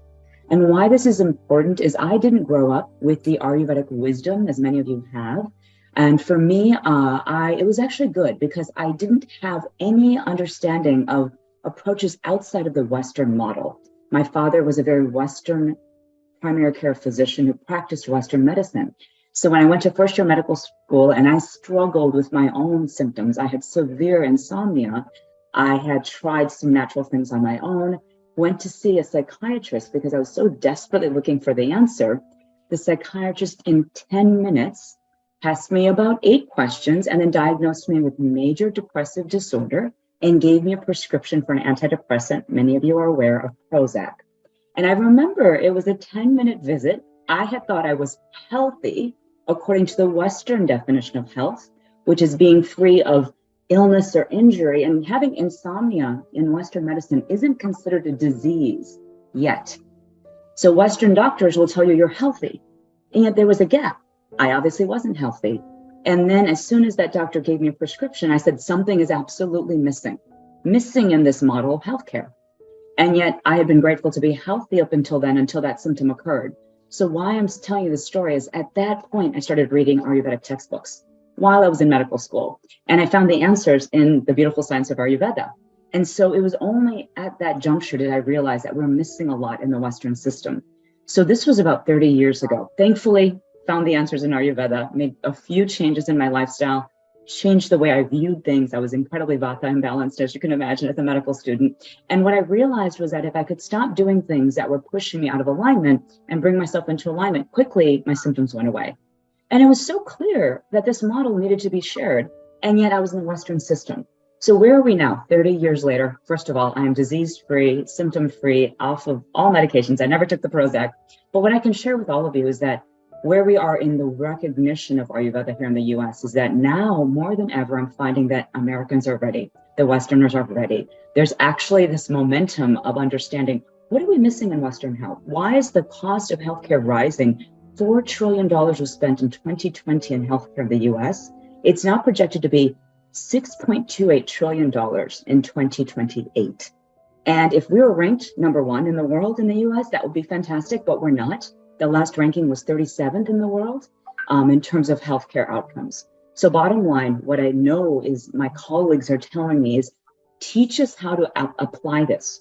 What was missing? In my early days, I think about the energy body. I think about the emotional, understanding of our emotional body and our physical well-being, because Ayurveda very clearly links emotions and physical body as one.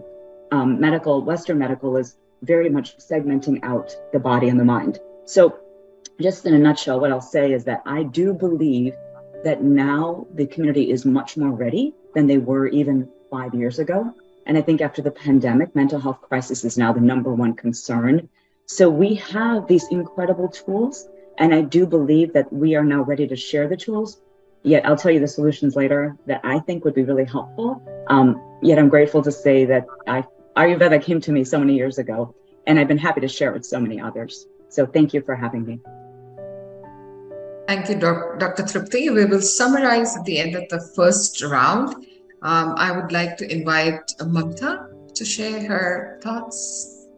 Namaste, everyone. Happy Ayurveda Day and happy Diwali. Thank you so much, the organizers of Global Ayurveda Day. And namaste to all our special guests, dignitaries, and fellow panelists. This is a very important conversation and we're having today. And what is truly great is the coming together of so many significant movers and shakers in the world of Ayurveda to join hands to explore what is best for the spread of Ayurveda globally. I'm from California, USA, and I'm the president of the California Association of Ayurvedic Medicine, CAM. We were the first professional state organization to form in the US in 1998. At that time, education started out as a 600-hour program. It grew to 1,500 hours, and today it's about 4,600 hours. There are many schools that have followed a similar format since COVID and have gone online, actually, which has also created its own problems. There are many more state and national organizations and credentialing organizations, such as those represented here. So Ayurveda is growing, and it's growing in many different ways. One of the challenges is that to offer a higher standard requires more hours of study. Ayurveda is not a licensed profession, so our students to invest in 3 to 5 year full-time study without any guarantees of a successful profession, without getting student loans to pay for the tuition or to live, and giving up a career, or jobs, or being able to get insurance for patients. All of this comes as a challenge over here where Ayurveda stands. CAM was very instrumental in 2002 because before that, an alternative practitioner could not touch a person. If you touched them, you could be charged with practicing medicine without a license.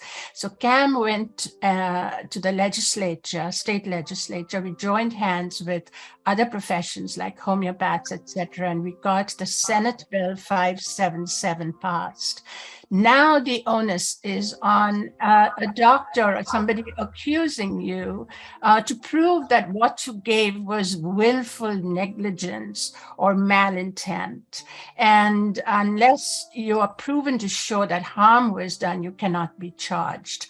And this has been very important for the growth of all the alternative professions, and especially for Ayurveda, where now there are about 400 to 1,000 students graduating a year just from California alone. Now, India has been the great custodian of this knowledge, which has gone through many stages of evolution there itself. It has been practiced and taught by rishis and great Vedyas. Health was practiced as a way of life, its qualities lived and taught experientially through Guru Shishya Parampara. For centuries, it was so culturally integrated that what the housewife and the grandmother taught their children, the same practices that Vedas professed. The practice of Ayurveda has gone through the invasion of Unani medicine, Persian medicine, and in the last 400 years, it was repressed by the British. Today, Ayurveda is taught alongside Western medicine in a Western format, tested in Western ways, which restricts itself to mainly the clinical format. And this is actually great because Ayurveda says, while the laws are universal, we have to adapt to Kal, Desh, Patra. Because the Ayurveda practitioner in India is trained in both Western and Indian science, they help bridge the gap into the modern world. Quantum physics and epigenetics is also helping communicate the soul and consciousness part into the modern mind, which is basically absent in the Western medical paradigm. The people in the US have primarily entered Ayurveda through yoga. They're tired of being labeled. They want to have a say in their health. As it gets more notoriety, it is attracting professionals as well. Patients do not want to just get a clinical assessment and a prescription, which is the Western model. The scope of practice right now here is diet and lifestyle. We cannot treat disease or use Western diagnostics. Practitioners use Ayurvedic, example, diagnostics like Vata or Kapha in the Pranavaha Shrota, and appease that. It has been a grassroots movement, but imagine how many people benefit from just correcting diet and lifestyle, counseling, coaching, and practitioner levels have helped root Ayurveda here. Now the next steps of legitimizing the Ayurveda doctor with proper qualifications is the next steps. The challenge. Sorry to interrupt. You have 30 seconds. Okay. Thank so you. What I want to say is we have two kinds of challenges. One is the practitioners from here are underqualified to go further, and practitioners from India are overqualified for the scope that is available here. And we need to go to the source of Ayurveda for inspiration, for guidance. There needs to be a Samudra Manthan when all sides have to collaborate. Some brought their strength, some bring their light, others their wisdom. And after the continuous churning, let the elixir of Ayurveda of the future be invoked and propagated. Thank you. Thank you, Mamta. Thank you so much for sharing your insights. Dr. Madan, please. Namaskar ji. Thank you so much. I'm going to take the liberty of sharing 5 slides, if I may, and images will leave a better impression on the people who are listening to what I have. So if you'll permit me, just 5 slides very quickly to show you where UK and the rest of Europe is. And okay, Madanji, you can go ahead and share. Thank you. There we are. Now,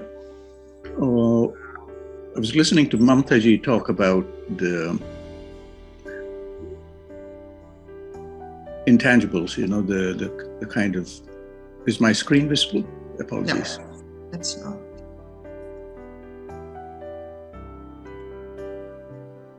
Now it is. Thank you. So this is I'll take you in deep into the first most important development that's happened here. You can see it's a discussion that's going on at the highest governmental level, at the Prime Minister's office level, between India and the UK, with a view to developing a roadmap for the future. And that is going all the way to 2030. 2030 is that magical figure. Everybody wants all the problems of the world to be solved by 2030. So this is where 2030 fits into this whole thing. Number one, that document is available online at that link below. If you just go 2030 roadmap, India, UK future, you will get it. The second is, it's in 5 sections. The 5th section is to do with health. And 2 points I highlight. Points 32 and 32 points, subpoint 32.1. It's about Ayurveda and alternative medicine, and it spells out very clearly, explore cooperation on research into Ayurveda and promote yoga in the UK. So it has gone up to the highest level between India and the UK. The Prime Ministers and their teams have decided that this is what's going to be. Point 33 is very important, the National Health Service. You know, unlike America, we have a completely government-funded health service. And our budgets are nothing compared to the American figures that were cited by Trupti. UK spends just about 10 to 12 billion pounds a month for its budget. So that's the healthcare budget for about 67 million people. And that is about all of India's health budget for a year, that figure. So what UK spends for 67 million people every month is what India spends for the whole year for 1,400 million people. And I don't even want to make that comparison with America. But anyway, there's recognition here that all of this will be part of this intergovernmental discussion. And we had, leading up to that, there was a lot of work that was done by the High Commission in London. You can see on the right-hand side, our formidable former High Commissioner, Her Excellency Gayatri Kumar, who was earlier the ambassador of India to the European Union, Belgium, and Luxembourg, before she came to take on her role in London. And on the left-hand side, Catherine Edwards, the first female woman registrar of the Royal College of Physicians. On the 12th of May, we got together in London at the Royal College of Physicians. A very, very prestigious historic institution. And for those interested, you can see the recordings of all of that. It's about a 8-hour recording that's available on the website, so you can see what was discussed there. Now, the Royal College of Physicians, set up by Henry VIII in 1518, and continues to be a very difficult institution that sets the tone for much of medical practice in there. Now, that one point I want to highlight is the crest of the Royal College of Medicine. It shows a very interesting image. It shows a golden pomegranate on the bottom, and up on the top, somebody holding a hand. Looks like somebody is doing Nadi Pariksha. It seems like we are revisiting history. It seems like we are going back 500 years. Going back to the mood that was there then. And it's happening at the prime ministerial level today.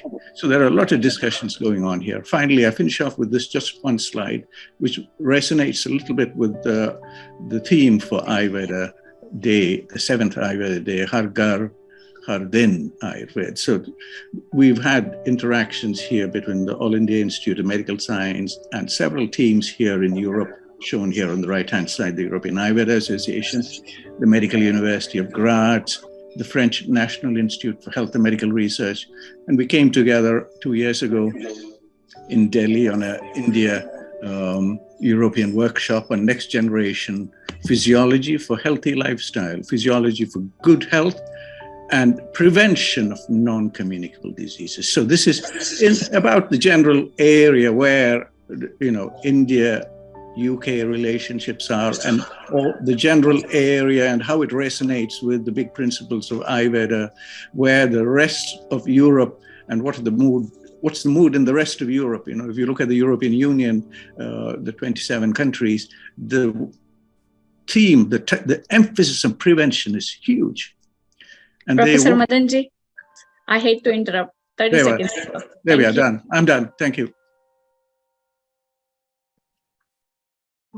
Thank you. So sorry. No, 30 seconds. You can conclude. I hope I managed to convey a little bit of force there in what is happening here between India, UK, and between India and the European Union and the mood here. Thank you.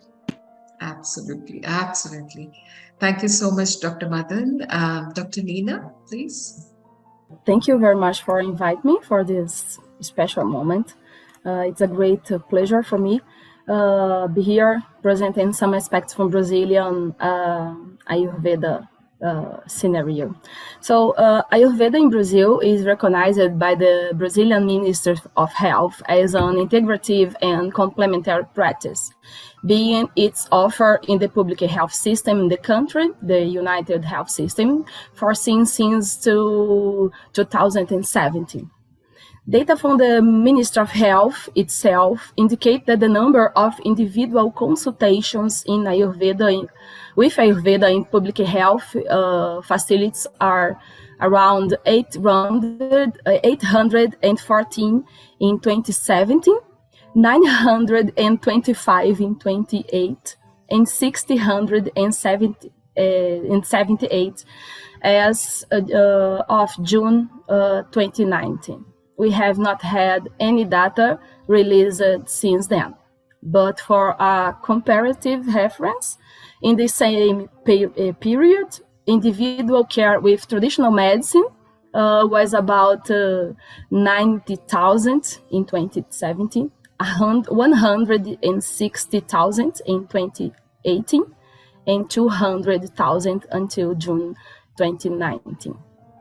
Still on the Ayurveda care registered by the Ministry of Health in our public health, there is no information on what type of care they are, what are the therapeutic approaches, and who are the professionals who are offering Ayurveda in our public health system. Ayurveda in Brazil is currently concentrated in private care outside the public health system, and as far as it knows, there is no data on the number of people seen in private offices and clinics. Speaking of professional and who practice Ayurveda in Brazil, although we have excellent professional, there is no legal recognition of the professional, nor the professional is recognized in Brazil. Whether practitioner, doctors, therapists, whatever, the level of training and professional activity. Since 2016, a bill has been discussed by the Brazilian authorities to regulate the profession, but without concrete results until now. Despite this, in Brazil, there are several courses offered with different hours and content, some at the specialization level recognized by our Minister of Education. Regarding the minimal hour load, most of these courses range from 300 to 400 hours, with some from 1,000 and 200 to 2,000 hours. The teaching of Ayurveda is not yet implemented in Brazil universities as bachelor degree course or something like that. Given this scenario, the globalization of Ayurveda in Brazil still goes through fundamental legal and technical aspects, so that we can offer it widely to Brazilian population. Both civil society organizations and government agents have been working to improve this scenario, but to now, this is the real scenario in Brazil. That's it. Thank you, Dr. Nina. Thank you. Diane? Thank you so much. I'm honored to be part of the panel. I'm very grateful for the inclusion, and I'm delighted to have the opportunity to be part of Global Ayurveda Health Day. I love this medicine. Even though I'm not a doctor, I understand, I'm a practitioner, and I understand the value and the importance of this medicine, especially to public health. I come to this as a higher education professional, and I've been working with the Maryland University of Integrative Health, an institution that started as the first acupuncture institute in the US. I see Ayurveda currently as being in a similar position to traditional Chinese medicine and acupuncture in the 70s and 80s. There is an opportunity for this medicine to move forward and take hold, but there are barriers in the US to its acceptance, some of which have already been spoken of. For instance, it is an unregulated medicine currently, and in states that do not support the Health Freedom Act, which Mamta mentioned, there is the danger of someone who's practicing Ayurvedic medicine without a Western medical license of being accused of practicing medicine without a license. So there are issues that creates for creating programs to teach Ayurvedic medicine in accredited institutions. One of the things a regionally accredited university has to think about when they're creating programs for their students is whether or not that student will be able to go out and make a living. Because if they can't make a living with the degree that they've gotten, then the university is considered to be predatory. So there has to be a way to create what I would call Ayurvedic allied health opportunities, so that if a university like our university is doing essentially a health coach program. We're not saying anybody's a doctor. We're not saying they can diagnose and treat. They're able to assess and educate based on Ayurvedic principles. Additionally, someone mentioned how many people are coming to Ayurveda through the world of yoga. And we certainly see that as well. And I think it's interesting. I've been involved with the Yoga Therapy Master of Science program at MUIH, and we have been able to integrate yoga into acute care settings and help patients in hospitals connect to and use yoga as a medicine.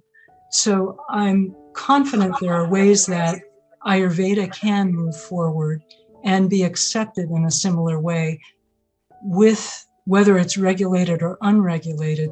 I am encouraged by Dr. Geetha Krishnan Pillai talking about the advances that the World Health Organization is making.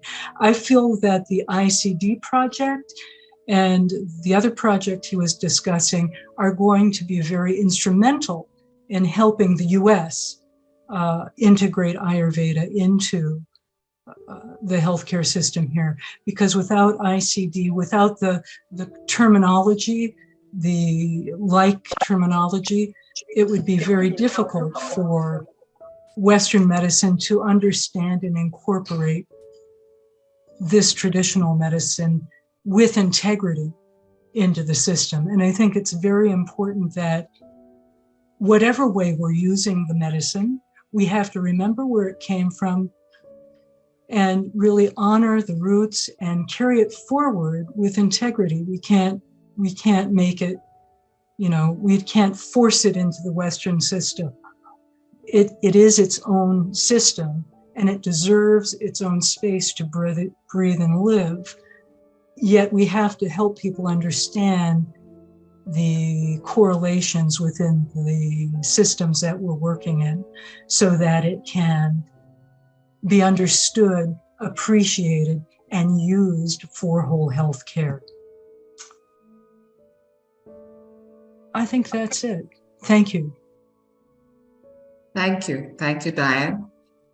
Thank you, everyone. Thank you to all the panelists for giving your thoughts and perspectives on the first question that was asked. So Dr. Trupti's second question is still pending, so don't worry. You'll get a chance to talk about it.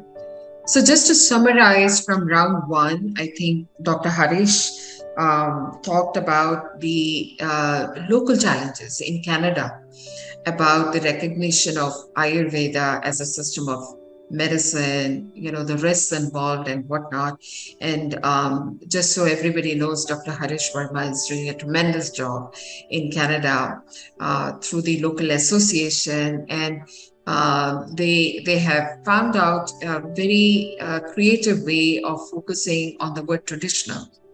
So traditional Ayurvedic medicine is something that is formulated into their one of their federal guideline documents, and they are, if I understand correctly, they're trying to popularize that more and bring that lingo or that terminology more into the into usage, and based on that, there will be more effective effort to integrate Ayurveda into mainstream.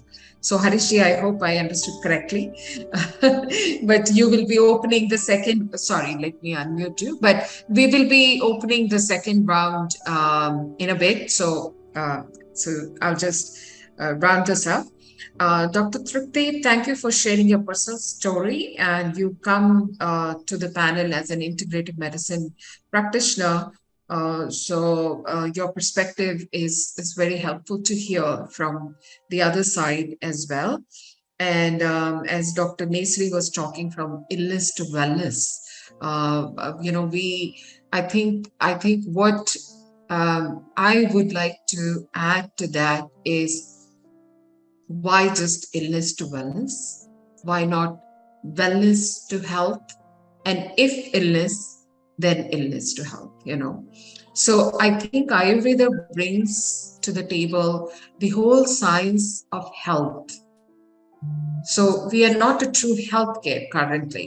So I think we kind of, as a community, we need to underscore the importance of health and well-being. Healthcare comes later, or let's say healthcare includes health and well-being, not just disease care, which mostly what it is confined to right now. So I think that's something really important.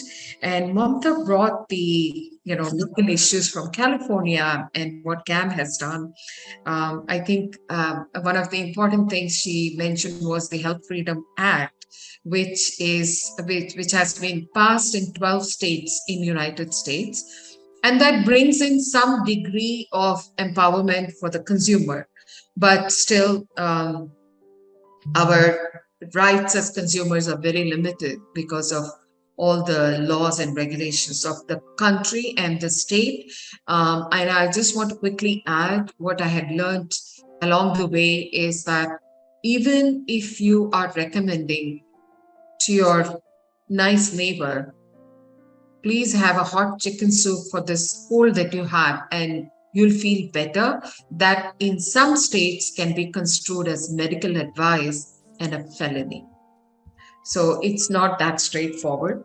And then Dr. Madan has shared so much rich information. We can, Dr. Madan always has a lot of great information to share.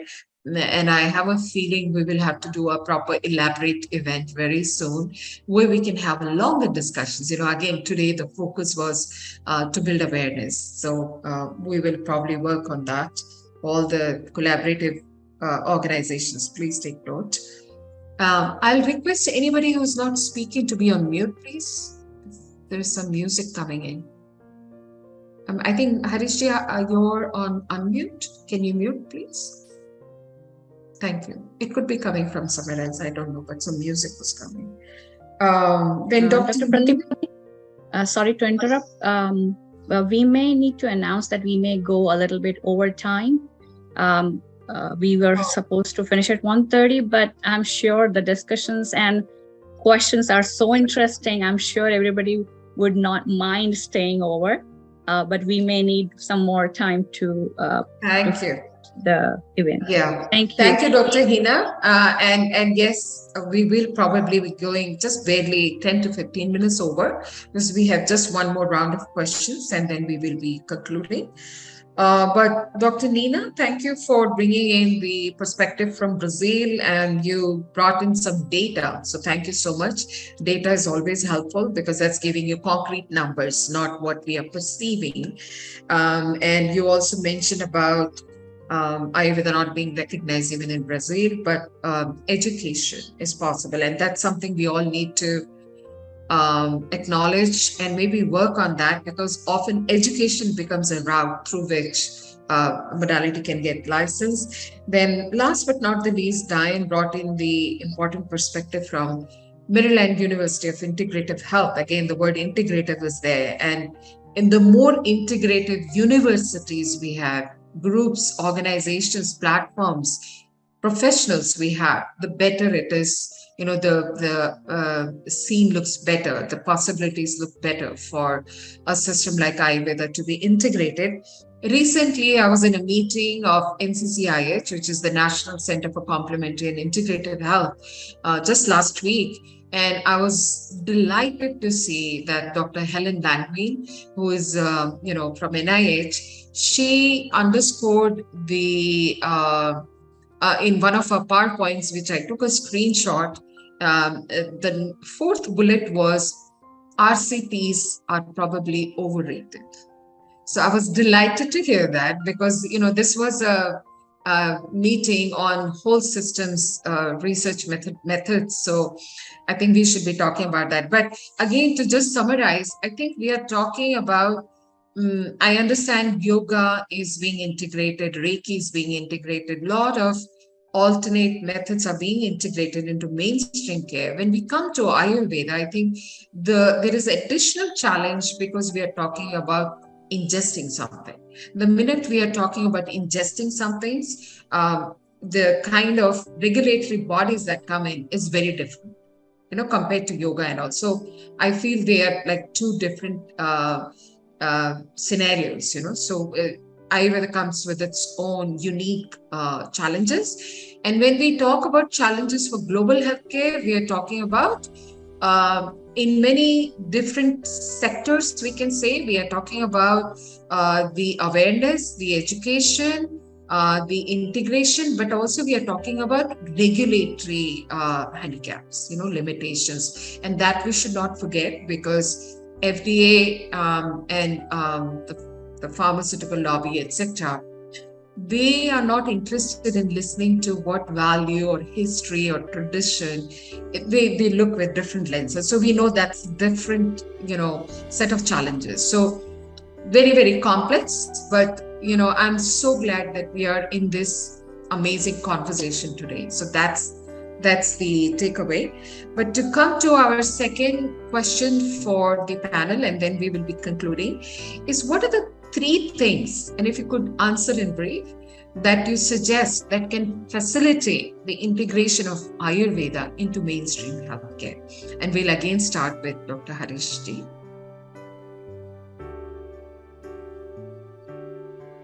Thank you, Dr. Pratibha Ji. When I was a student of BAMS, final year, I wrote a book. This is the book. I think it is visible. So this book is based on modern diagnosis and Ayurvedic treatment. And since 1985, I'm practicing this principle. Up to diagnosis, we should take advantage of modern science, modern technologies, modern terms, modern laboratory investigations, MRI, CT scan, everything modern. But as far as treatment of that particular disease is concerned, we should apply Ayurvedic principles of Vata, Pitta, Kapha, and I'm practicing it. And we are very successful. I have successfully treated more than 25,000 patients of ulcerative colitis in Delhi before coming to Canada. So we have record. So this is the one point I want to mention on this platform, that for integration, we can integrate both the sciences. Up to diagnosis, we can take advantage of modern science and technologies. And for treatment, we can apply principles of Ayurveda for medicines, for therapies, for diet, and for lifestyle regulations. This is one. Second, for research. For research, I would like to request all the Ayurvedic practitioners that we should do research on traditional Ayurvedic medicines as a whole, not on a single molecule or an active molecule. This is not our job. This is the job of the pharmacologist to find out what is the active molecule. Because, Pratibha Ji, in your seminar, one person asked this question, can we call curcumin Ayurvedic? Now look at, if we move from Haridra Khand to, if we narrow down the research from Haridra Khand to active molecule Haridra, then further narrowing down to curcumin, and end result is we can say we have found curcumin, but that will not remain Ayurvedic. It will go into pharma side. And then finally, we will not be allowed to use it. This is what is happening. This is what has happened with colchicine. We are not allowed to use colchicine in Ayurveda. We can use Suranja, we can use colchicum luteum. Similarly, reserpine. We can similarly digoxin. We are not allowed to use it. Then what is the point of doing research on single molecules? We should do research on traditional Ayurvedic medicines as such. We should do research on Arjuna wrist, Kumari Asa. We can with the new methods of research, we can find out how effective it is, how safe our medicines are. Today we have a very good session on Chandra Prabhavati. In modern medicine, there is no preventive medicine to prevent the onset of diabetes for pre-diabetic patients. And Chandraprabha Vati is a fantastic medicine, but we need to position it. So this is the one suggestion for researchers. And third suggestion for the education. As I mentioned earlier, regulators are asking us what should be the minimum qualification for the Ayurvedic practitioners. Now, WHO curricular, this WHO document which is available on the net, a benchmark for training to Ayurvedic practitioner, that says 3,500 hours. On the other side, RAV has also mandate for the education regulation outside India from Indian government. So they are recommending 800 hours course for practitioners of Ayurveda. So to whom we should listen? Now, I think we all should brainstorm and we should find out what should be the scope of Ayurveda practitioner. We can learn from how the diploma of Ayurveda was started in India of homeopathy. They started from diploma in homeopathy, then they reached to degree of homeopathy, BHMS, then they reached to MD. Now they are also thinking of PhD in homeopathy. Similarly, we can also design a short course of diploma in Ayurveda in West, then the degree, then the post-graduation, then the doctorate or the PhD program in Ayurveda. This is all about what I want to say. Thank you. Thank you. Thank you, Dr. Harishji. Very important points. Dr. Trupti? Yeah, so not easy to answer this, right? Because there's so many factors that are involved in really moving things forward. But I'll say the three big things, speaking from the Western practitioner who's done my best over the last 20 years of running a practice to bring Ayurveda into my center. Number one concern is billing, is paying for the services. And how do we get insurance companies to even cover? Starts with the conversations that have already been had. Dr. Geetha mentioned kind of coming up with a classification, coming up with codes, coming up with some understanding of what the diagnoses are. I went back to my early story to share with you that Prozac and the diagnosis of depression didn't match what was really going on. It was a Vata imbalance. The diagnosis Ayurvedically is looking at it from that perspective. It's a different conversation than the Western conversation. Somehow we have to bridge the conversations. So at least here in the US, if we're going to talk about sleep issues, if someone comes into the doctor with sleep issues or speaks to the Ayurvedic practitioner for sleep issues, is there a way to get coverage for that? And if so, how can we unify the message? So number one, we're having individuals come in earlier, not waiting until the symptom becomes a disease, and then gets coverage for it. And if there's somehow a way to incorporate the billing system here in the United States, it's really important for patients. They'll ask, can I bill this to my insurance company? Because we don't have the universal system of healthcare here. So we have patients that are going to ask that question. Unfortunately, we don't have a way to get their services covered. So when it comes to Mamta, what you brought up about, the training, which is so incredibly important to have the students become trained and equally trained. I love how you said the overqualified in India, but somewhat, underqualified or qualified in different levels here in the US. Absolutely. We don't even have the qualification of the practitioners here. So number one, if we had coverage, that would be wonderful. Number two, if we had practitioners that were equally qualified in the US and had a system of understanding what was going to be expected with that first visit, and maybe even simplifying the message, because I know the Western practitioners, they finish their visit in about 10 minutes. Ayurvedic, we know an Ayurvedic conversation can last 90 minutes longer even, depending on the time that we spend.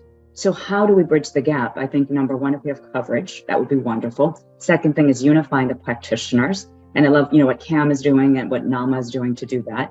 And then thirdly is to somehow create a message that's more simplified, because the truth of the matter is most patients that come in from the Western or clients that come in from the Western thinking, we all know this, they want quick fix, quick explanation. Tell me exactly what's going on. And yet when you say that, okay, I don't have an answer because it's not quite a disease state, or I'm going to give you, like for me, a diagnosis of depression. No, I'm not depressed. So we have to bridge that gap somehow. So I think the beautiful thing, the data that's coming out is like Parkinson's disease, I'm a neurologist. So Parkinson's disease, very clearly they say the symptoms of Parkinson's disease begin 20 years before the first Parkinson's symptom as constipation. And yet what are most Western doctors doing? Giving something like Miralax, a laxative for constipation. They're not even understanding that's an imbalanced state. Let's treat that with these Ayurvedic beautiful tools that we have. And so, and also what, I think it was Dr. Verma that said this, or was it, I'm sorry, but I'm confusing who said this, but someone said something about like making sure that we push the momentum, right? Dr. Verma, I think you said this, get the momentum for the patients to ask before we get the coverage to happen. And I do think what I've been doing is spending a lot of time trying to convince the audience out there, the patients and my Western doctor colleagues. I said, forget about the studies. This is ancient medicine. Who cares about the studies? Now I'm realizing, okay, maybe we do need more research to convince these guys and to get the billing to occur and to get coverage. So in a nutshell, I think it's getting coverage for the services, having practitioners be equal, and then really simplifying the message. I think if we were able to come together and do that and collaborate together to do that, this is a powerful science and we could really move it forward. So thank you. Thank you so much, Dr. Trupti. That's very helpful. Mamta, sorry, it's your turn. Yeah, hi. I want to just underline what both Trupti and Varmaji have said, and so I will not repeat those. One of the solutions that I see in America is that because there are different levels, if we take that as that is actually important, different levels, I would like to suggest that we think of an Ayurvedic integrative practice where there is an Ayurveda doctor who has all the qualifications that they need, but they have with them a coach, a counselor that can take care of the mind levels, and that they have practitioners that can talk about diet and lifestyle so that the Ayurvedic doctor can do the clinical practice. And I think if these three levels happen, we are addressing body, mind, and soul, all three levels, which is not being done today, or it's left to a single clinical practitioner to do that. And they just don't have the time. And these counselors are really excellent in how they have brought in diet and lifestyle. And I think people can learn from those as well. Maybe it's not an accident that that's how Ayurveda started, and that could go out into the world globally as well as in India. In India, people are, they're going to sleep at 12 o'clock. They're all on their phones. They're listening to their TV serials as they are everywhere in the world today. The world has changed, and there is a scope of practice for all these levels. The other thing I want to say is that we need to give quality herbs. Indian herbs are amazing. It is the gift of nature. We have tremendous information, but I have clients that say, I don't want to take the herbs if they were grown and bottled in India because they have heavy metals in them. I know that the government has regulations. I know there are third-party testing, but maybe if there was something like in California, you have an organic symbol or Prop 67 type of a stamp that goes on the herbs, so that when these are tested, and there is a big drive to educate universally, globally, that look for these, because what is happening is you have wholesalers and others buying the medicines in India and then selling them over the website, which is very difficult to control. So if there are heavy fines, heavy policing done on that, anything that does not have the stamp, or if you use the stamp wrongly, we have to discourage that, because they will make an example of one wrong case and all of Ayurveda will get a bad reputation for it. I do think that for education, there needs to be a collaboration between India and America, so that, that you have trained, experienced clinicians that come here and work with the universities and the colleges, and at the same time, also the people over there learn about the scope of practice, the cultural differences, and the counseling levels that have grown very well over here. And lastly, I would say that what is missing is there needs to be some kind of endowment or something set up to educate and for people to be able to afford the Ayurveda education that is needed for Ayurveda to come in its whole scope of practice. So those are my three that I would say at this point. There are others, but I'll give it over to someone else. Thank you, Mamta. Very nice. Thank you. Dr. Madan? Now, I come from the world of research, genome biologist. That's the far end of much of modern biology research. And when I interact with clinicians and when I interact with policymakers, research turns out to be the worst of those four-letter words. They hate research. And every meeting I say, without research, you don't have legs to stand on. You cannot build an argument. So I have 3 points to offer. Number 1, research. Number 2, research. And number 3, research. And the first one, if you push me, I would say better clinical research. And it's all that talk about RCT, it is not good for Ayurveda. That is not what Ayurveda is all about. Ayurveda has its own logic. There is a way to do research at the clinical research level. And on a daily basis in India, if you look across the country, you would see many thousands of panchakarma treatments that are going on. But we have no way to harvest that clinical research. For a teaching, India has, 400 Ayurveda colleges. You do not get permission to start a college if you don't have a 50 or 100 bed hospital. There's so much work going on in each of these places, excellent clinical outcomes that are had on a daily basis. We need to harvest that data. Number 2, basic research. So where do we go to do basic research? And if you will permit me, just a few slide shares, because this is hot off the press. This is happenings from yesterday at the Indian Embassy in Berlin. If you look here, this is at the department, one of the clinics in neurology clinics in Hattingen, which is very near the University of Bochum. And it's, a previous speaker mentioned about Parkinson's disease. This is a hospital that has enabled the integration of contemporary Western medicine with Ayurveda. And you can see some of the details in this slide here. This was offered yesterday by Sandra, who was heading the Department of Neurology in the university there and doing the clinical work. So I'll share those slides, Tripti, just because you mentioned Parkinson's disease.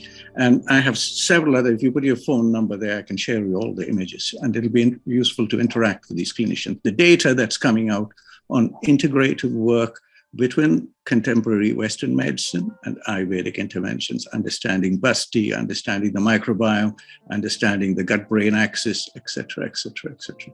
And it's all going on. It's happening as we speak. There are collaborations between Germany and CCRAS we are not aware of, but all of that is going on. Useful to know that. The third one is a little at this interface between clinical basic research and fundamental research. And once again, with your permission, a few slides just to show where things are and what is the kind of thinking we want to do. And I want to use one example of Nasya. Nasya is the procedure that is used again here in Hattingen in Germany. Now, here is a lovely example of work that is suggesting how we may have early indicators of certain neurodegenerative diseases, in this instance, Alzheimer's disease. And the pathway is shown here. And the fascinating actor in all this is the microbiome. And the work that's going on in Toronto at the University Health Networks, I thought Harish ji will present this, at the Kite Institute is worth following. They have already, in a collaborative partnership between India and Canada, and the Kite Institute has associated with it this organization called the Kreml Brain Institute. Now, I just want to take that information that comes from Australia, connect it with what is happening right now with India, Canada, in terms of research collaboration, all ready to go. And this study that comes from the University of Perugia and connected with COVID-19 and the microbiome. It's a paper that's available online. You will see how the investigators have looked at the difference in the microbiome in the nose and the differences that we see between people who have severe COVID to not. For those interested to dig a little deeper, there is the biochemistry here. We talk about serotonin, but we don't quite connect, which should become kind of intuitive for those in Ayurveda and the clinicians and the modern biologists about the simple tryptophan pathway, how from tryptophan you get conversion to serotonin, how you go down another pathway that leads to pro-inflammatory chemicals. You disturb the microbiome in your nose, you run into problems. And that Professor is the whole, Madanji, sorry to interrupt again. that's the whole process that is played out again when we talk about inflammation anywhere in the body, whether it's hypertension or process leading to hypertension, processes lead to inflammation of the heart that leads to early stages of all kinds of problems. So once again, leave it there. We will hope we can come together to discuss this at length at some point. Certainly, Madanji, we need I can see at least one. I can see at least one person nodding their head. Thanks, Tripti. Me too. Yes. Dr. Neena, thank you so much, Dr. Madanji. Dr. Neena, please. Oh, thank you. As Dr. Madam, I come from the research universe, and I think and I work, and my mind works as a researcher. So as I'm an ethnobotany researcher, I always think in Ayurveda as a traditional medicine.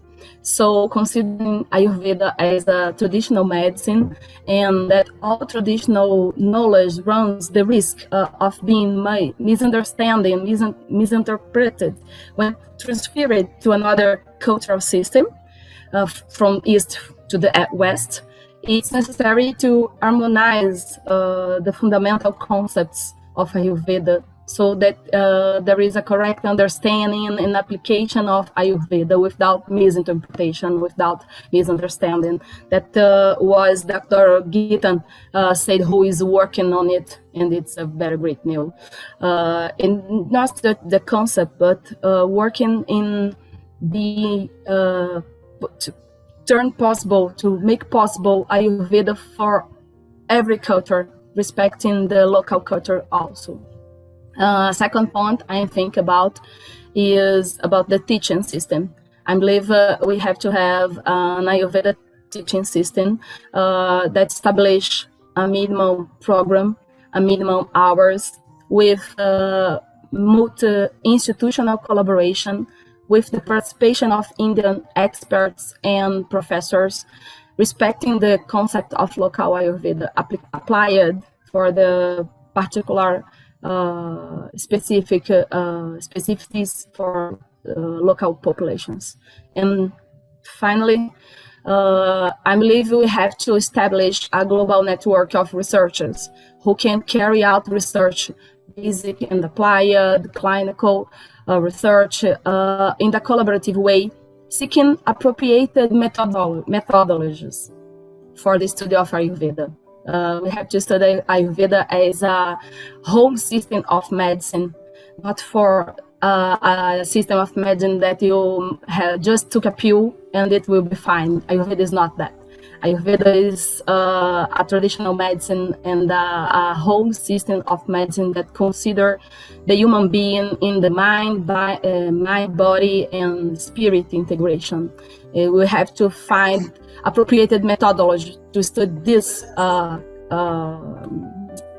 type of system. That's it. Thank you, Dr. Nina. Thank you so much. Diane? Thank you. Thoughts. Thank you very much. As I've been listening to the discussion, one of the things that comes up for me is I do really like the idea of an integrative Ayurveda center, because the things that when we look at Ayurvedic medicine and Western medicine, the various components of Ayurveda have different scopes of practices in Western medicine. There's, a registered dietitian or a nutritionist. There's the herbalist or pharmacologist. There's the mental health specialist. There's the physical medicine specialist. So there needs to be a system of clinical Ayurvedic medicine that allows for those scopes of practices. And then that may be a way to, help us work toward, as Dr. Trupti said, how do we get people's care covered? Because patients, clients, whatever, they want their care covered. And if we're going to be equitable in the West with this medicine, we have to find a way for our sad insurance companies to really be able to care for people and cover their care, the care they want to have. So many people who've come to me have been through the Western medical system without good outcomes, and they don't know what to do or where to go. So, there needs to be an opportunity and a way for them to get the whole person care they understand and intuitively know that they need. So some kind of insurance, better education system. And I do agree that the research that people have been discussing is going to be instrumental in providing the basis that will allow for the integration into the Western medical system. Without the research to support the medicine, it won't be integrated, because people will continue to look at it as something other. And if we want it understood, we need the data to prove it to the Western system. Thanks. Thank you, Diane. And thank you everyone for patiently staying for this a little overrunning program. But I think this is a very good observation for all of us that we need probably a bigger discussion on this topic. So I'm sure everybody on the panel and in the audience will agree. And I would actually invite my fellow collaborating organizations that we should get together and maybe do a larger event, where it is focused on this topic. Today was a different focus, but just to wrap up everything in round two, and then we will go on to the thank you note. So just to, and if anybody is unmuted, please mute yourself, if you don't mind.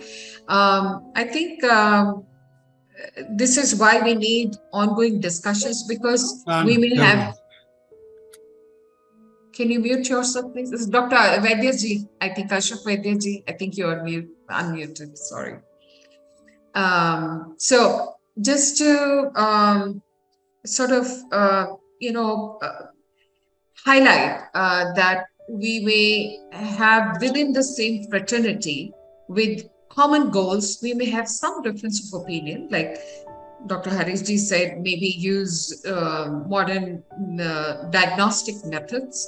And then immediately we had Dr. Trupti talking about Vata versus her, diagnosis as major depressive disorder, right?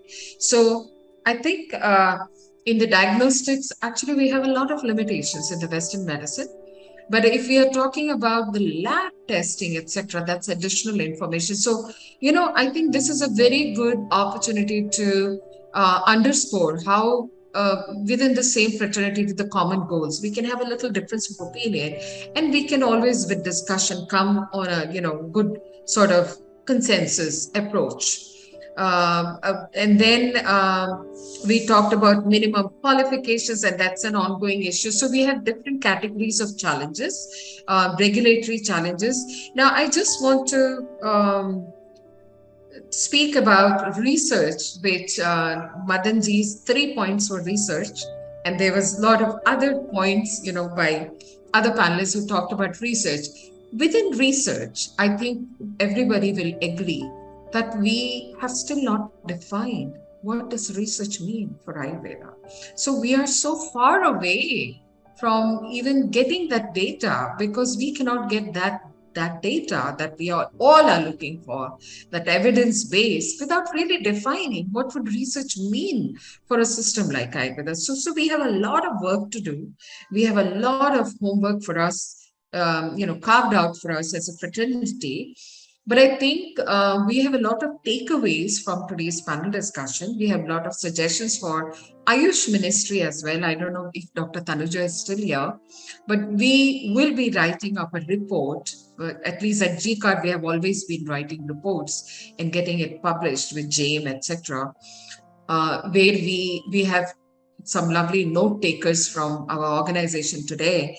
And we will be sending some suggestion points to AYUSH. For example, to have a global conformity, as Dr. Harish Verma ji highlighted, because ATAB, which has been formulated by AYUSH, probably has a different outline, which is not in synchrony with WHO standards. So we cannot afford that. So, and then very quickly, Mamta, you also said, we need to integrate our practitioner level and health counselors. But again, there are so many complex issues, because right now there is a national body that is certifying all the Ayurveda schools, and the focus is completely tangential. It's like you do a course and you get into practice. I have fought for scope of practice within the schools that I am a senior faculty in. So it's a challenge on many, many levels. We have to conform first to that AHC health counselors should be health counselors. But are they practicing as health counselors is the $1 million question. So we have many in-house issues, and then we have the out-of-the-house issues. So I think we need probably another event for this. Unfortunately, due to time constraints, we will not be able to take questions. Dr. Vivek, is that okay? Can we? Okay, thank you. I just would like to invite Dr. Kaushik to give the vote of thanks. But before that, our very, very senior Ayurveda well-wisher, global expert, and whatnot, Dr. Ashok Vaidyaji is here. So, Ashok Vaidyaji, just one small blessing from you and a couple words, please, and then we go on. I have 3 comments. One is that Krishno hi loko buddhimatam acharya, shatruscha buddhimatam. So I go with the opinion given by Dan that primarily we have to think of integrative Ayurveda. And Ayurveda is not an ancient traditional system. Ayurveda has kept on adding the elements continuously. And the diagnostics are already there. And now we are pushing for imaging and other technologies in all Ayurvedic hospitals. So we need to integrative Ayurveda as an approach. Second point, Parkinson's disease.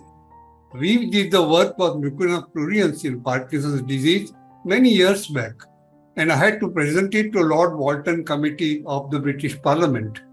And they were very much impressed. So what Diane is saying is right, that the evidence has to be 3 levels. Experiential evidence, exploratory evidence, and modern science-based evidence. So it is an integrated pathway of reverse pharmacology. And I would like that one day we have a meeting on reverse pharmacology, because now it is being taken up by all nations, several nations who have traditional medicine. This is my comment, and I enjoyed all the presentations. Thank you. Thank you, Ashok Vaidyaji. Always a big blessing to see you.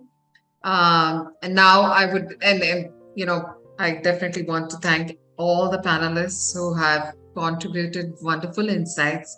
As I think you will all agree, time is never enough. We have so much to talk about, and it's really energizing to be able to communicate with our fellow Ayurveda seekers, believers, enthusiasts, practitioners, professionals across the world.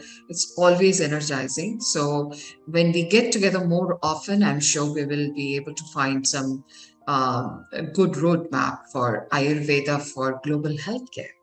So with these positive thoughts, I thank you all, my fellow panelists. Thank you so much for taking the time out. And for a formal vote of thanks, I would like to invite Dr. Somesh Kaushik to please conclude the meeting with a formal vote of thanks. Thank you. Thank you, Pratibhaji. Actually, thanking is not enough for all this knowledge bank we had today. I wish we could continue whole day. It's just such a bank of information. So much to learn, so much to do in the future. But again, thank you. So formally, thank you everyone for coming together and celebrating this International Ayurveda Day 2022 with us, and also supporting us and guiding us in our journey of providing and preparing for the Ayurveda for global healthcare. On behalf of American Association of Ayurvedic Professionals, Global Council of Ayurveda Research, National Certification and Counseling Certification and Credentialing Board of Ayurvedic Medicine, I would like to thank our special guests, Dr. Rajesh Kotecha ji, Dr. Geetha Krishnan ji, Dr. Tanuja Nesari, Mr. Vipul Dev, Dr. Shuvendu Sen, Congressman Raja Krishnamoorthi ji, Dr. Ravi Kolli, and Mr. Bobby Kumar Kotecha ji, and also Kolli ji, excuse me.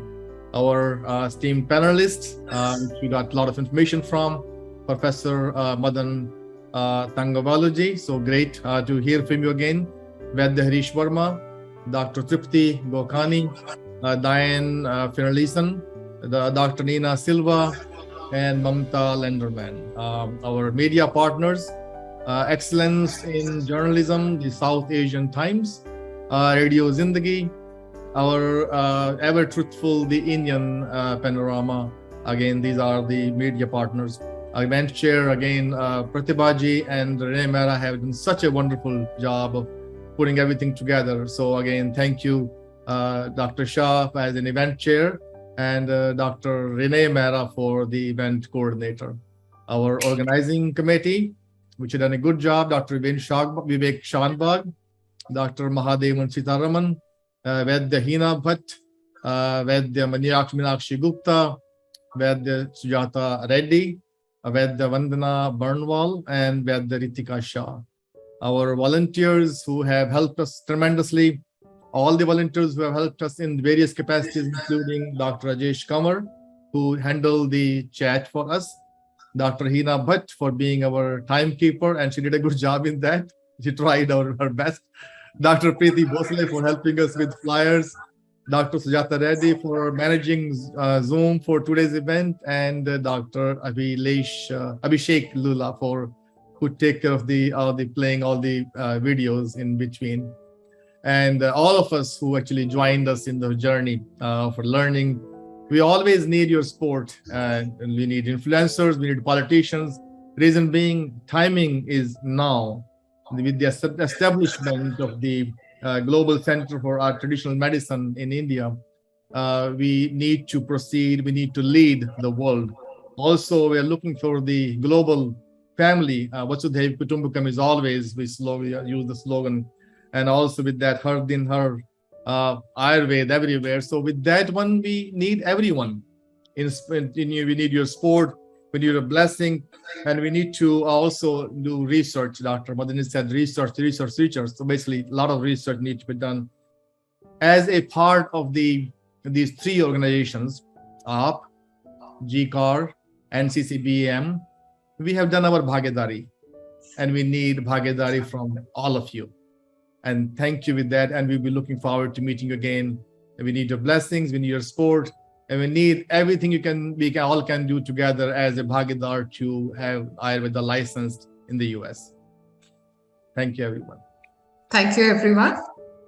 And please stay tuned to our future events. I think this has given us, more tasks to get together again and put together a larger discussion, which is focused on some of these complex issues.